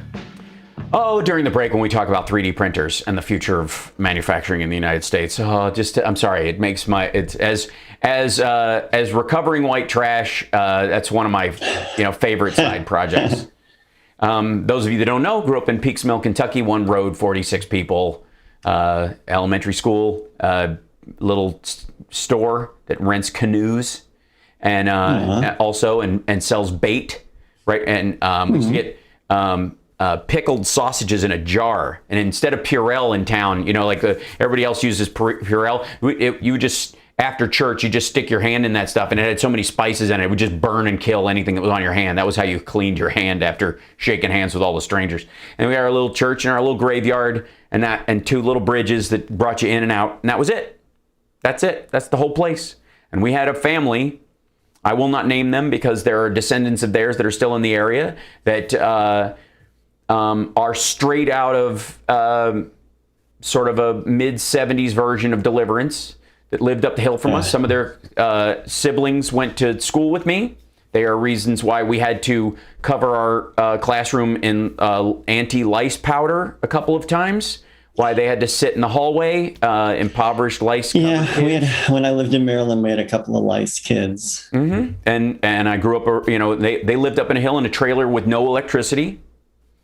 And if some point somebody from the federal government during the Reagan years had come to them and said, I'm from the federal government and I'm here to help you, that whole family might have avoided a lot of heartache and sorrow as they entered into addiction and eventually half the family was wiped out by the opioid problem. So, we'll talk. That's a whole other thing to unpack. But again, another reason why they fear the budget is because it's for Americans. And they're afraid that their voters will get a whiff of this and they'll like it. They'll like functioning government. Maybe, just maybe, the average American does not want their government to be able to be drowned in a bathtub. Because they know that Vladimir Putin and Xi Jinping and any number and the Ayatollah and any number of marauding groups across the globe would love to take turns dunking the American government. Yeah. Right now, we have a cybersecurity arm in the government that can be drowned in a bathtub, thanks to Trump firing the head of CISA because he didn't agree with him that the election was stolen, and undermining it entirely because he thought going after the Russians. He was benefiting from it. Yes, because going after the Russians and what they were doing to our country, he took as a personal attack. And you know why he took it as a personal attack? Because he's a liar and a crook, and he was colluding with Russia, and all of that panned out. And I don't want to hear any garbage about the disputed the dossier. It wasn't dodgy at all. It was absolutely on the mark. We got another call. Who do we have first? Is it Paul? Who's up? Paul from Seattle. Excellent. Paul from Seattle, welcome. Hey, Al, it's good to talk to you again. I haven't talked to you in a while. Absolutely. Yeah. How's life behind the chop? I understand your city burned to the ground, and that it's not it has no functioning economy, and that you have no chief of police, and that the whole downtown area is run by Antifa now. Is that right? Masked marauders, most of them with Russian accents. Boogaloo Boys, I think, they're on the city council, right? Yeah. Does every week. Good. I'm glad it's consistent. Okay. Yeah, it's kind of a repeat. Rinse and repeat type thing. Every week it happens.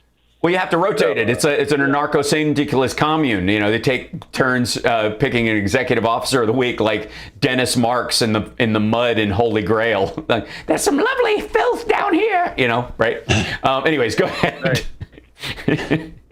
You're talking about where you grew up. That reminds me. I don't know if there are places like that in every state, but I was thinking as you're talking about Tahegan, Washington, which doesn't have one road. It's a landlocked little village that doesn't have.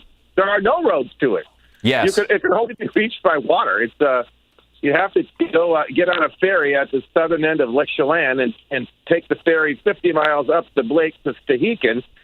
And on the way, there are these sort of very deliverance-type tributary rivers that go up who knows where. A very scary type place, But it's only reachable by the Queen of the Lake ferry. And what really bugs me, and this is what gets to my point here, is I really think the Democrats at this point need to dump the brand bipartisanship and just say, no, that's a 70s thing. It's now we're keeping score of whose policies really work. And I've shared with Tom Hartman, my idea is to get rid of the federal income tax. This would make the Democrats very popular in Congress. And then start the way the federal government will collect taxes is from every state treasurer. The states are the members of the union. The states should be the ones to pay the union dues. And so whatever you can't do that then, because then it's really hard then it lays bare the fact that the blue states pay for the red states, that the highly populated cities that they're like awash in crime because they're also awash in coffee shops and awash in tall buildings and awash in people schools. Doing jobs. Right, are also the ones that are awash in cash that pay for the states that don't have any coffee shops, don't have any schools, and just have lots of empty landlocked towns. Right. Well, they would have to be. It would be interesting because I'd like to see the Republicans argue against getting rid of the IRS. I mean, this is all the things they preach. We have to start making them responsible. Because they do literally now are taking credit for things like the COVID relief bill that they've all voted against, and then not try to. That's the thing is that they turn around and this way, then it's like, okay, it's our party against yours, and you can go ahead and call us socialists. You can call us any names you want to, but that's not coming up with any policies. Just calling us names is not coming up with policies. And so you can call it socialist. And by the way, I just want to. If Steve is still listening, because he's a professor. The one sentence definition of socialism, as I know it, is this.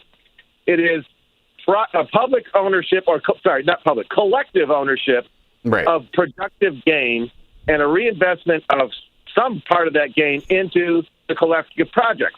So by that definition, the Green Bay Packers are a socialist football team because they're owned by the city of Green Bay. Oh, God, yes. And, so to the degree that they reinvest some of those profits of the team, and I'm sure they do, into the city of Green Bay, that's a socialist football team, but it's a very successful and profitable socialist football team as far as I know. Right. Well, I would say, arguably, and I make this argument all the time, that what we use, that's simply democratic taxation. That is the people of Green Bay, over time, increasingly choosing to pay with their tax dollars the ability to build a stadium, create a team, and have it be there as an investment point so that they can use the profits of that team to pay for other stuff. And so not socialism, democratic taxation. And that's what makes it very normal. And you can't have socialism itself, and the one thing that does it is you cannot have isolated socialism. You can't have socialism as a project within a greater thing. It's either the whole thing or it ain't. If it ain't, then it is simply a social program that the taxpayer has decided is a worthwhile investment that would create a better opportunity for everyone to go about being free and having businesses and being, normal. The problem with it is the definition of socialism is collapsible as the one about capitalism. The definition of capitalism was created when people were born on top of oil, coal, or gold or diamonds, or had an army that could go kill the people who were born on top of oil, coal, gold, or diamonds. And capital was based on what was in the rocks underneath your feet. Now, it could be what's in the rocks between your head, because you can have a kid who's literally a millionaire from the apps that he's able to design, requires no secondary workers, and therefore is capital, but not the traditional idea of Marxist capitalism that they were fighting against. I have a problem with all those names because they were designed, those concepts that we argue about were created when there was less than 1 billion people on Earth, and therefore are totally useless to describe our modern flourishing economy. And it's exactly why these idiots panic all the time. It's exactly why they can't deal. Yeah, go ahead. Let me ask you, just to finish up here, Al, because I know you've heard it, and maybe you mentioned it earlier today, but Matt Gaetz in his evaluation of the Second Amendment, you probably heard. I did a whole video on it on my YouTube channel at infotainmentwars.com. People can go check it out. I broke the whole speech down, all of it. It goes up later today. I'm just wondering if the question I always have about that is okay, so who is it decides that it's time for the armed rebellion?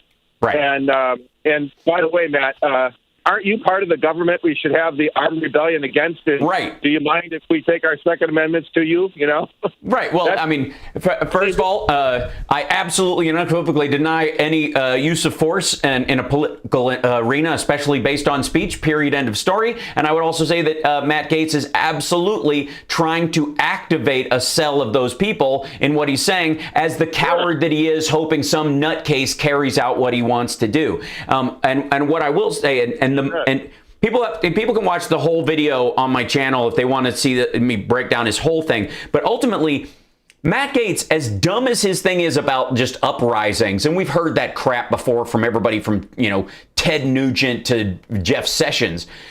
This whole idea, like, it's the tyrannical government. Yeah, you mean you want to kill your own soldiers and cops because they bust you for selling sawed-off shotguns? I get it.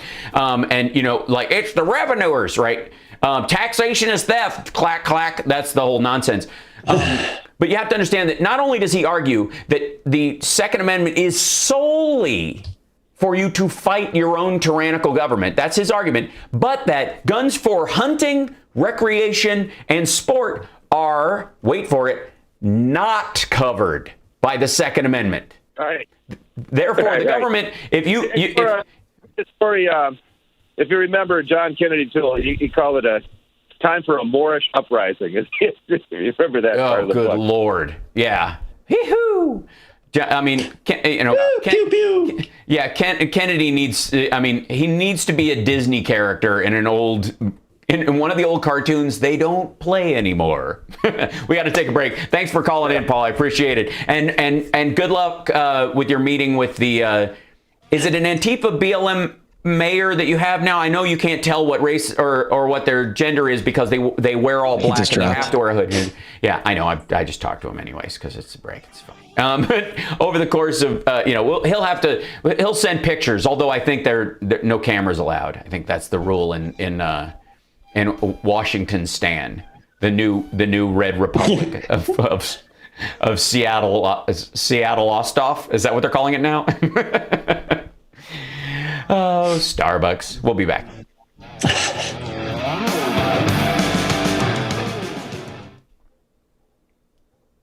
By the way, yes, I don't want to forget to thank all the trolls that have joined us today, and we all appreciate your flailing attempts to upset people. I know it used to be easier as a troll when people used to actually give a shit, and we just don't anymore. I know it hurts. And I know believe that you wanted a agada, and nothing, agada. But I say all the agada. You know, it doesn't land. But I really want to thank you for showing up and giving us time that you will never get back. Remember the thing about time: no refunds.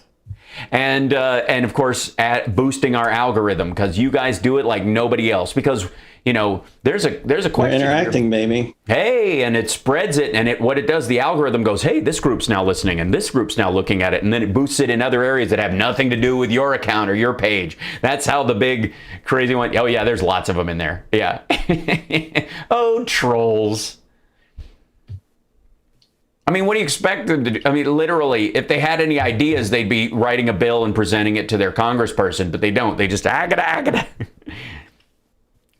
A lot easier to come in and say this is a problem than come in with a solution. Man. Yeah.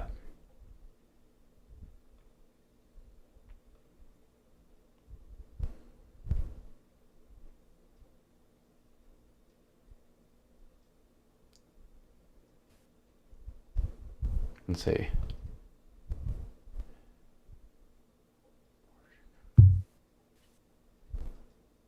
The hell is...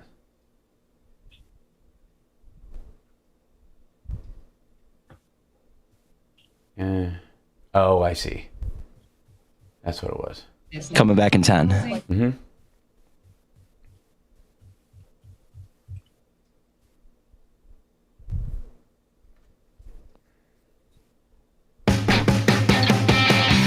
Welcome back to the Hal Sparks radio program, Mega Worldwide. It's now time for the happy ending. Yay! First of all, I want to extend a very heartfelt thank you to all the veterans who've served this country, and we truly appreciate the freedoms you fought for, so that we can experience them. That kind of sacrifice, that kind of offering yourself up for something that you believe in on that scale, is something that I think a lot of people who don't serve or don't have family that serves can't even really fathom, and may, in their speaking about it, be flippant or dismissive or give short shrift to it, and that is unfair and never in my presence. I'm just saying. So on a personal note, I want to thank you. I want to also show my due respect to those who have died for that very thing, for fighting for the freedoms of people they may even disagree with wholly, but fighting for the right to disagree, which is the primary thing that, you know, the fighting for the right to peacefully disagree and come to a conclusion on policy, and the idea that literally, ironically enough, fighting for the possibility of bipartisanship, as it were. The respect I have is never ending. And to the families of those who have served and were lost and wounded, and to the families that serve now, who miss their relatives when they're away, who worry about them when they're overseas or gone or on training missions, or going through the process of, you know, of practicing with very dangerous elements that may or may not endanger their lives, even outside the theater of war. My undying love and respect to you guys as well, and I want to say thank you. And I hope that everybody has a wonderful Memorial Day filled with reverence and respect for the reality of that, and any thoughts that you might have about but this and but that can be put aside, because that's not what you do when you're at the funeral of someone. So behave in that way, with the due respect of those that deserve it, the heightened behavior, the heightened respect. You can still disagree with misuses of power, misuses of military might, misuses of, you know, the actions of members of the military. That has nothing to do with Memorial Day. That is wholly disconnected from Memorial Day. As a matter of fact, your criticism of those things is more warranted when you can understand, contemplate, and respectfully appreciate the sacrifice made by those who aren't that. So I will occasionally get pushback on that. And for the record, I don't care. It's not a take. It's not an opinion. It is my deeply held principled belief. And therefore, anybody who craps on that idea shows who they are and has no effect on who I am. That's how that works. And that's the difference, in many ways, online between a principled idea and a take. Right. And so I will stand with that, and I am unbending in that. I don't care. And nothing said on the other side of that. I mean, I honestly, I look at it with a certain bemusement, genuinely, when I do hear those kind of criticisms. Yeah, but on Memorial Day, we should remember that. No, we shouldn't. Because the inability to have reverence for someone who gave their life so that you could complain like you're complaining it takes work. It takes character. And if you don't have it, then why am I not, I don't like, why am I even listening to you about anything else? I think is the other thing. So in terms of that, I don't know that qualifies as a happy ending, except for maybe the joy and reverence you have for people who have actually made that kind of thing. And the steady appreciation for those among us. It's funny that we can say, there seems to be a movement in certain sectors of the left about, we love our first responders except cops. It doesn't work that way. And if you go, well, but cops are blah, blah, blah. If you can use those terms and you're broadly using those terms against a group of people, not only are you being bigoted yourself and washing an entire group of people, many of them racially and sexually diverse in and amongst them, but also you are giving permission to the bigots of the world to do that very thing themselves. Okay, if it's okay to say this entire group is bad because of the actions of a few, well then, okay, fair game. Everyone in this group is evil because of the actions of a few. Right. At some point, you must be bigger than that. And it takes work. And again, that's why on this show, we don't fear complexity. We fear change. Oh, okay, good. Yeah, absolutely. I'd much rather use just an app to pay for things. Because honestly, I was kind of doing like a Wayne's World Garth move there. Yeah, right. We fear change. Right. No, I was going literal. It's disgusting. You went change. Yeah. Yeah. I found a penny in the wash, and even after it'd been through the wash, I was like, that thing's disgusting. I'm not going to touch it. It's terrible. Coin money probably caused the plague. I'm just saying. But like, here, have some of these. I've had them in my pocket near my genitals with just a fine level of fabric between them and you. And now I'm going to touch them after I've rubbed my nose and scratched myself. And I have this little bump on the back of my neck that feels a lot bigger than it is, but I can't stop picking at it. It's a quarter, right? Like, it feels bigger than it is. Yeah. So, the prof says TMI. I'm sharing this. I'm sharing this. That's one of the areas. I will stand by that. I think here's the thing. If we have a happy ending, and I think that we do, it's that the vast majority of the bill the budget presented by the Biden administration will pass the House and Senate, will be enacted in some form, probably over the summer, probably during August, because the dead time during August, when the news kind of looks the other way, because we're going to have a huge, there's going to be concerts, there's going to be live events, there's going to be slow speed car chases and nutcases running around, and God knows it's America, we'll have a mass shooting. Those kind of things will eat a lot of the bandwidth and take that bandwidth away from politics. And it always does during August most of the time. especially now that we're recovering from the pandemic and we're getting back into the roll of things. Because we're going to move into a period where, as Biden's president over the next year, as much to the chagrin of the political class, that we'll have a bit of invisible executive. It'll just be functioning, and all the fighting and crap will be the MTGs and Matt Gaetzes of the world running around the country trying to avoid a subpoena by hiding behind packs of maggots, and going, what, aren't we all child sex traffickers? Come on, guys, they're after me because they're after you, right? So August, more than likely, or somewhere leading up to then, while everybody's busy with the summer, a version of the infrastructure bill will get passed, and during the school year, when schools start getting rebuilt and they fix the ventilation systems, because money's going to be coming in already from the rescue package, from the COVID rescue package. That money's going to be spent this fall re-outfitting, putting UVC lights in all the schools, which will cut down on the number of flu cases, which will save another 10,000 lives, and everybody will shrug that off, but it will. That the stuff that the Trump administration couldn't be bothered to, the House Democrats and the Senate Democrats wanted to put it in. Biden finally got it in his plan. All that stuff is going to start working its way out, and the infrastructure bill, as it is, the large portions of it, if not all of it, are going to get passed through reconciliation sometime this summer. And they'll be wailing and gnashing of teeth, and they'll be afraid of it, and those checks will start being written around Christmas time, and a lot of people will get brand new jobs working on brand new infrastructure projects and have the first good Christmas they've had in 2 years. Some people, first good Christmas ever. Then you watch the fight over 2022. Holy smokes. That's what they're afraid of.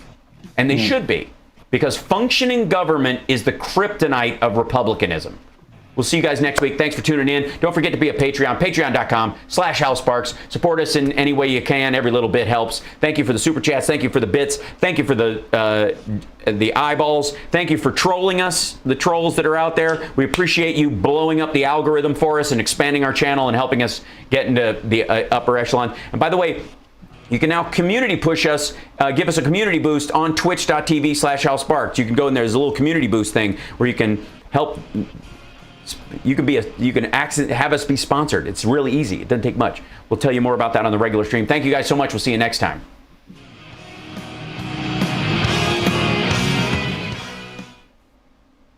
Thanks, man. How you doing, buddy? All right. Thank you, Hal and Johnny. I'll see you guys next week. Thanks so much. Yeah, Chicago. I'm doing. It takes some doing. And like I said, as rough as the week was, today is my son's birthday. And while it's bittersweet that I can't be with him on his birthday, it's a trade-off. That's just life. We will get to celebrate his birthday and have pizza and watch a movie. And he's got presents from Christmas from his grandparents that he didn't get to unwrap. Oh, shit. That's awesome. Yeah. So that'll be a really nice thing. They've been waiting for him, basically. And this will be his first time spending any length of time in his new bedroom. He's seen it. Oh, that's right. Because we moved during COVID. So he's finally got his own room of his own, which is going to be beautiful. Make him sleep on the closet floor anymore? Of course. Yeah. I mean, he was way smaller. Yes, I will be on earlier on Monday because it's Memorial Day than my normal stream. Just so you know. Because Cam's plane lands right in the middle of my show. So, okay. Yeah. So when it would be. So, life has its balancing act, and you become, and that's one of the things, like, I've always been a melancholy sap, that I've always been, an easily tearing up person for the sweetest things. I've missed things before they even happened. Oh yeah. You know what I mean? Where you're just kind of like, I'm familiar with that concept. Yep, I know I'm going to, like, you can be sitting right in the middle of something and go, one day I'm really going to miss this. Like, it's a weird thought to have. But I've always been that way. I remember having that at Brian's house. I remember having that feeling at Mike's house when we were having band rehearsal. I remember having that in the car ride up to Wisconsin when we went to see Monsters of Rock. And And on the car ride back when your dad's car broke down? No, it was my mom's car. The transmission just imploded. Yeah, my dad had to come get us. That's right. That's what it was. Yeah. That sucked. So and I remember it, and I have to say, as kind of, it might put you in a more sorrowful position about some things where you might not be able to enjoy the overexuberance of sorrow, or of happiness. You're kind of, it kind of tampers down the like, this is awesome, Yeah. There's a little bit of like, oh, but one day it'll be gone, kind of, I mean, that's why I love Sometimes It Snows in April, the Prince song. That's why, because it had that, it's full of that kind of melancholy ideal. But at the same time, you can also have a serious love for something. Aggie in our chat says it's called thankfulness. Yeah, it is. It's an appreciation for that there. So I've always had that. I've always been that. It's always been my nature. I remember having it when I was shooting Queer as Folk in Toronto. In the first 3 months I was up there, going, I'm not going to always live in Toronto, and I'm looking out this window at this place, and I kind of love it on its own merit, and life will carry on, and I'm not going to be here. I'm going to be somewhere else, and I'll fall in love with it too. But not in this way, and some places are more of that than others. There's corners in Chicago and places in like the Park and Wilmette and corners around Winnetka where stuff happened in my life that it'll. My heart still races when I make certain turns and stuff. Yeah, because we're just you had either your romantic life. Wanted, unwanted, or actually occurring, your friendships that faded, broke, were destroyed, or never happened.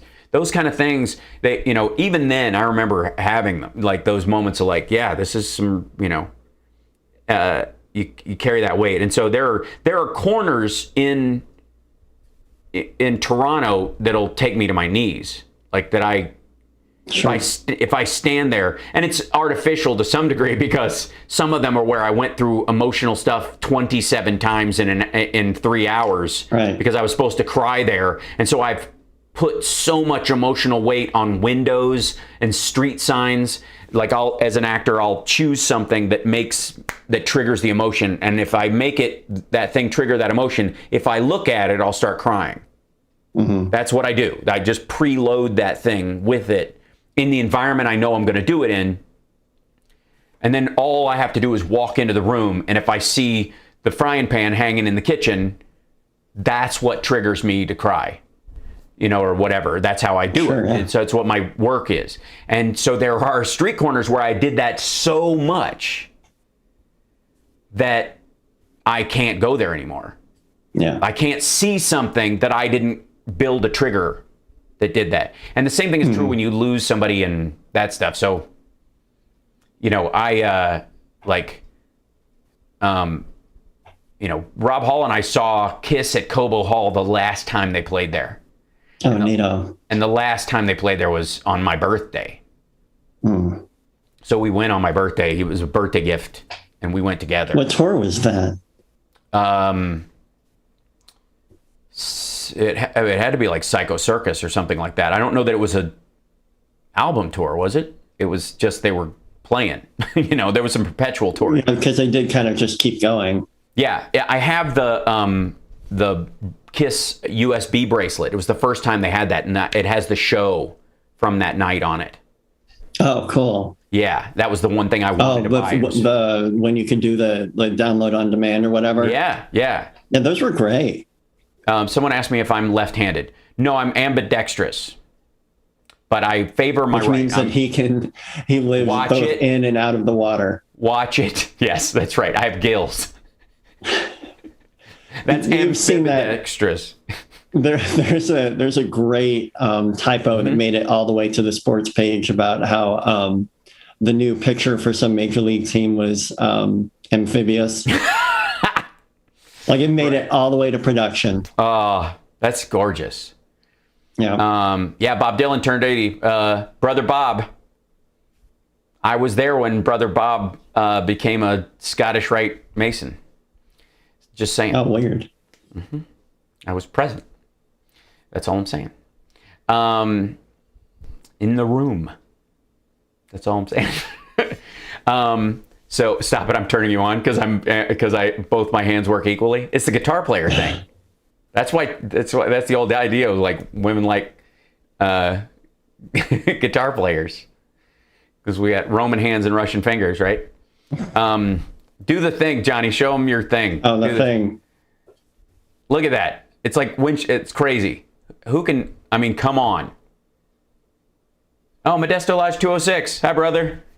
Yeah, that's just crazy. That's just. Thank you. Yeah, it's beautiful. It's amazing. All right, I'm gonna let you go. Well, I'm gonna go do a long run, and I'll be thinking about you. On the long run. Yeah. Are you gonna be listening to the Eagles, or while you do that? Oh, maybe. Right there you go. I got a lot of Kiss in my playlist. Nice. I just I took my bike in to my motorcycle to get a safety check and tune up because it had been sitting during the pandemic. It was in LA. Mm-hmm. Finally brought it to Vegas because I'm spending more time out here, and it's a safer ride out here too. There's less traffic. There's like these mountain roads you can go up basically by yourself, and it's not even that windy. It's just really nice. And my helmet has speakers built into it, so I have a playlist of stuff that I play on it or whatever. And I just been on a podcast. I did this metal podcast with Chip Zanoff was a guest on there.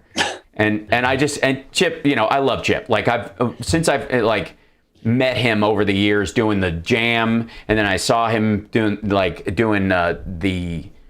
last time I saw him was at the Wiltern, and he's walking around being Chip, man, the big hat and the glasses and all this kind of stuff, and it was a nice night of just like lighthearted rock and fun and all that stuff, and I was like, next time I see you, dude, I'm gonna come up and sing New Thing for you, so you don't have to take a breath. Uh-huh.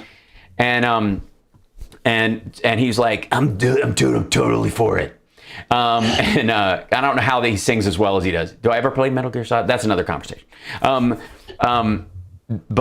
in doing that, I listened to Animals with Human Intelligence. That was my riding thing. With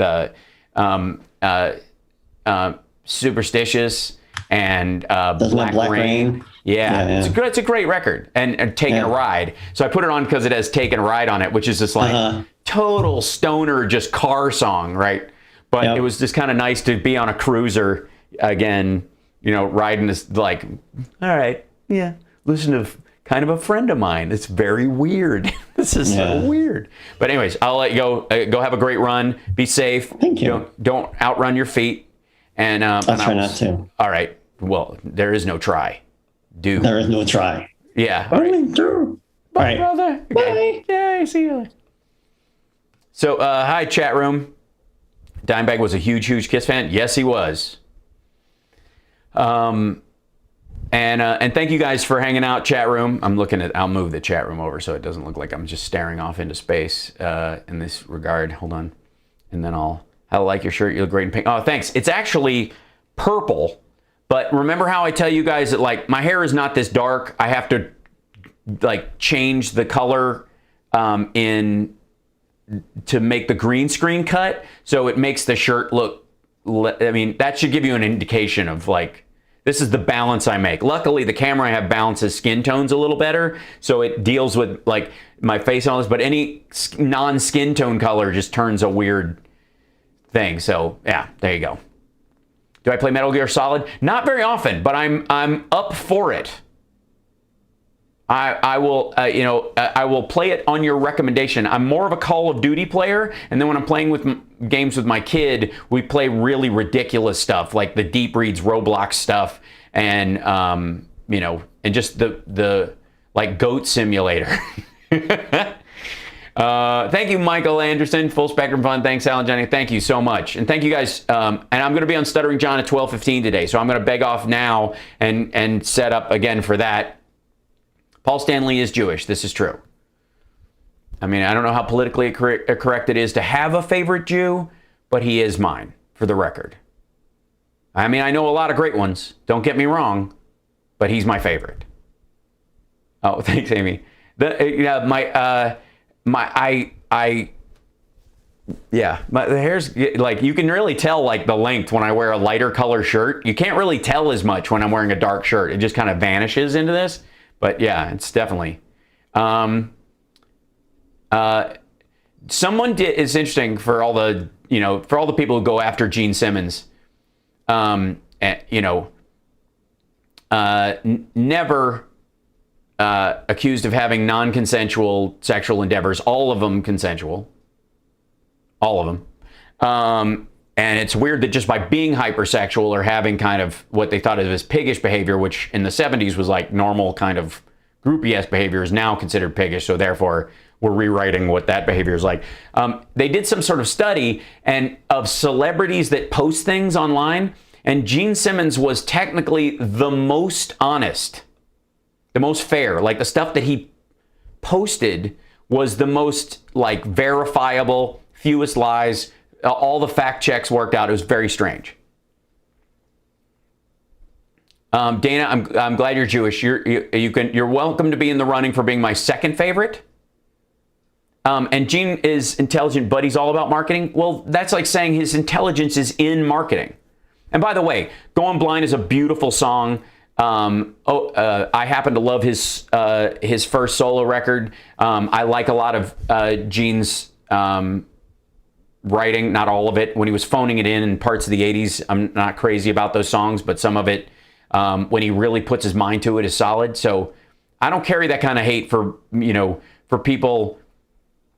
I will never put a musician, even that I don't like their music at all, or even their kind of generalized behavior, in the same category that I would put, say, Ted Nugent, who violently threatened Hillary Clinton. You know what I mean? Like, I reserve my true distaste. There's a sliding scale in life, and then there's a spike. And even within the context of totally not liking someone, that doesn't even render, it doesn't even build itself into the encampment of hatred that goes for somebody who would say something that vile on stage. You understand? And I hear all the time people talking about, I hate this band or this singer, or even some of the stuff like about Gene or whatever, in line with the same voice and vitriol that they talk about Ted Nugent almost. And it is totally inappropriate.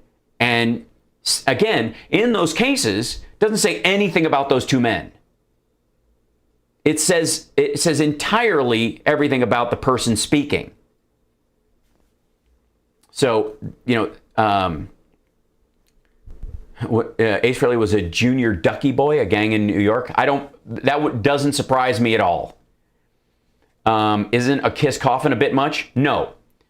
Dimebag Darrell was buried in one, and he would have been proud of that fact. It would have been what he wanted. I mean, what he wanted would have not to have been killed by a fan that was beat up by his security in another city. That's a long story. But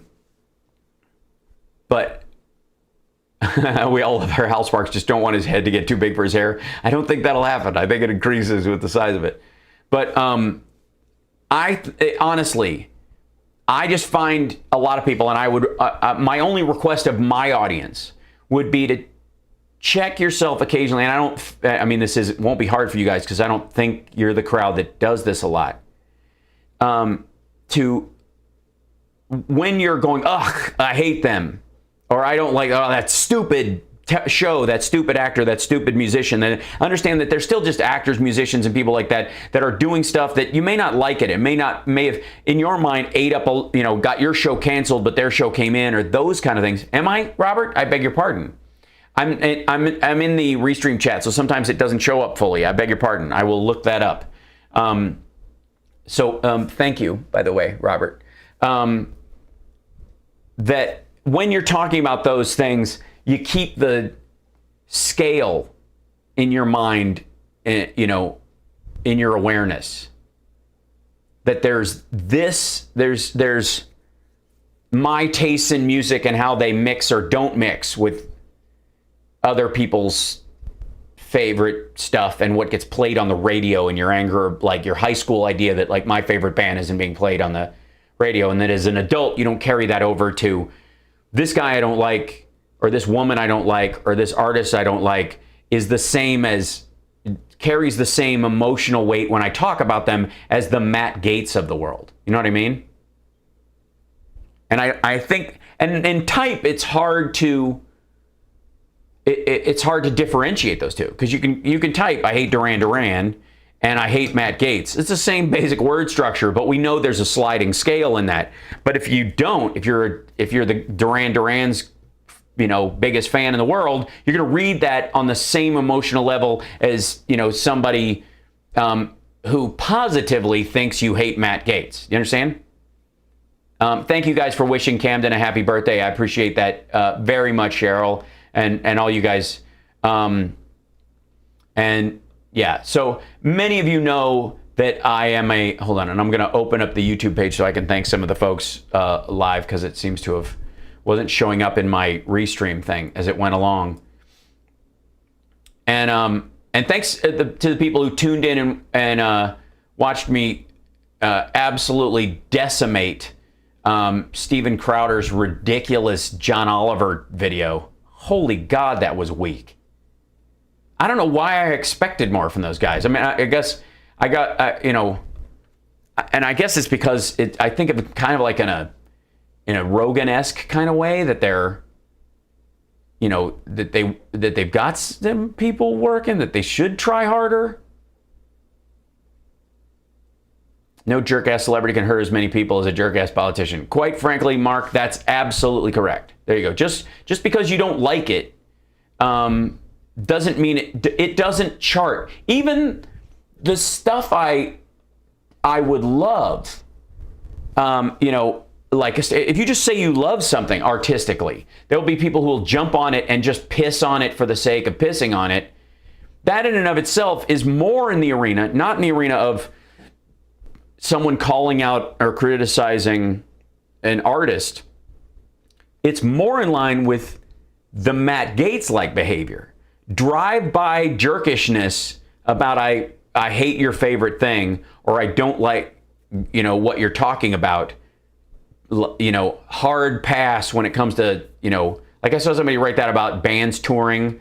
Like a band will post something together and they're like, no, whatever. Like even Nerd Halen got one like that. And I like that kind of behavior.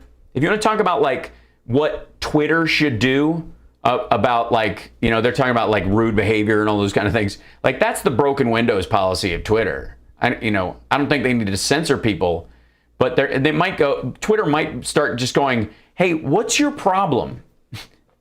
You seem to be rolling into people's timelines and just saying fuck you and leaving. You all right? Can we send you something? Do you need a root beer? What's going on? So, yeah, absolutely, Benita. Can't remember being 10 years old. I can. I remember 10 years old. I remember turning 11 and getting getting an AT-AT Walker toy. It was the biggest toy I'd ever got in my life. My mom got it, and like she'd saved up for months to have money to do that. And it was just like the biggest box I'd ever seen in my life. I was such a Star Wars fan. And it was like, back then it was like a $27 toy or something. Like that was fucking crazy. And I remember opening it at Clipper Skateland, where I had my birthday. And I went roller skating with my girlfriend, Lois, who I was head over heels in love with. And kind of couldn't stand me for the 4 years that we went out. Like, all right, I mean, this stinky little redneck kid likes me, I guess. Well, I guess. I don't know, I guess. It'll do. Oh, Lois. Yeah, Lois and Sparks, the new adventure of Superman. I will say that that when it comes to your favorite band, I might not even like or appreciate your favorite band. But you know what I love? I love your love for your favorite band. That's what I love. And that's the part I think that's missing in most of the conversations about people's likes and dislikes of artistry, especially. And maybe that's the problem with award shows. This is a problem that probably is exacerbated by narrow bandwidths of pop music for years, and of course Grammys and Emmys and Oscars, and the idea that you can give an award for best art. It's a little ridiculous. But in all honesty, what makes my heart flare about other people's music tastes is watching how much they love going to their shows. Is like I never liked the Dead, and largely because I don't do drugs, and so that whole world seemed alien to me. But I so appreciated my friends who were just so into it. It made them happy. And if that kind of thing, if your love of a band or a comedian or an actor or a painting or a piano artist from a player from the 20s, whatever it is, that if that excites you, that excites me. That's what excites me about you. It doesn't matter if I like what you like. I like that you like it. Unless it's kind of Nazi memorabilia or some bullshit like that. And then in that case, fuck you. But it is, if I could say anything to the people who are regular viewers of this show and give you a mission over the next week, when you see somebody promoting a show, an artist, even a politician you might like, and this is the heavy lifting of it, and you don't necessarily appreciate everything that they do, but you know somebody who's a good person who supports them, may be deeper into it than you are. Just going, I may not disagree with them, but I appreciate your desire to work for change in your way. That's what excites me. The democracy of it, not that I agree with your policies, but I appreciate you coming to the mat and that you're not calling for armed insurrection or relitigating the election, but that you have a policy idea and it's a differential. That it can fit into that. And I think the way you get your toe in the water and test that out is that when there's a band, thank you, Robert, appreciate that. Love my band, Dungaree Dogs, New York City. Excellent. NYC, excellent. We do too. I love that you love them. That one of the ways you can try that on for size, and it might be weird. It might feel weird. It may not. For most of you guys, it won't. But for some of you, just taking that kind of extroverted step into going, I was never into that band, but I love that you love them. That, you know how much weight that carries in somebody's life? My buddy Rob had a Kiss tattoo on his arm. He had a skull with mixed makeup from each of the characters and the tongue hanging out, and that's how we met on Talk Soup. He was my makeup supervisor. He did my special effects makeup, so he would come in on occasion, and he had a big Kiss tattoo, and I was like, my brother. And there are people all over this country that have bonded on music or their fucking cosplay or their sports team. I don't give a shit about sports, but man, you wear that jersey and you come every weekend and you're just like, yeah, let's do it. And you're sitting at home waving your yellow towel in the air. I fucking love that. Even if I don't, and that's why I can go to any sports game with friends of any sort, be it a professional, amateur, whatever, and I can root for who they're rooting for because of the joy of rooting.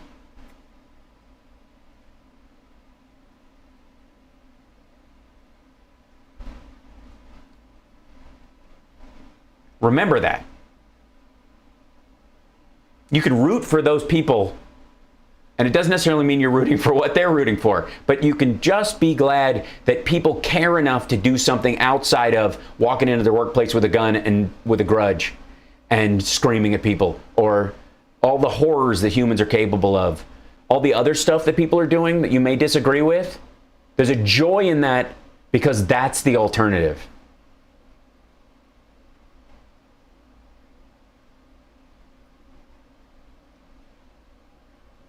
So before I choke myself up too much, that's John calling. I'm going to sign off.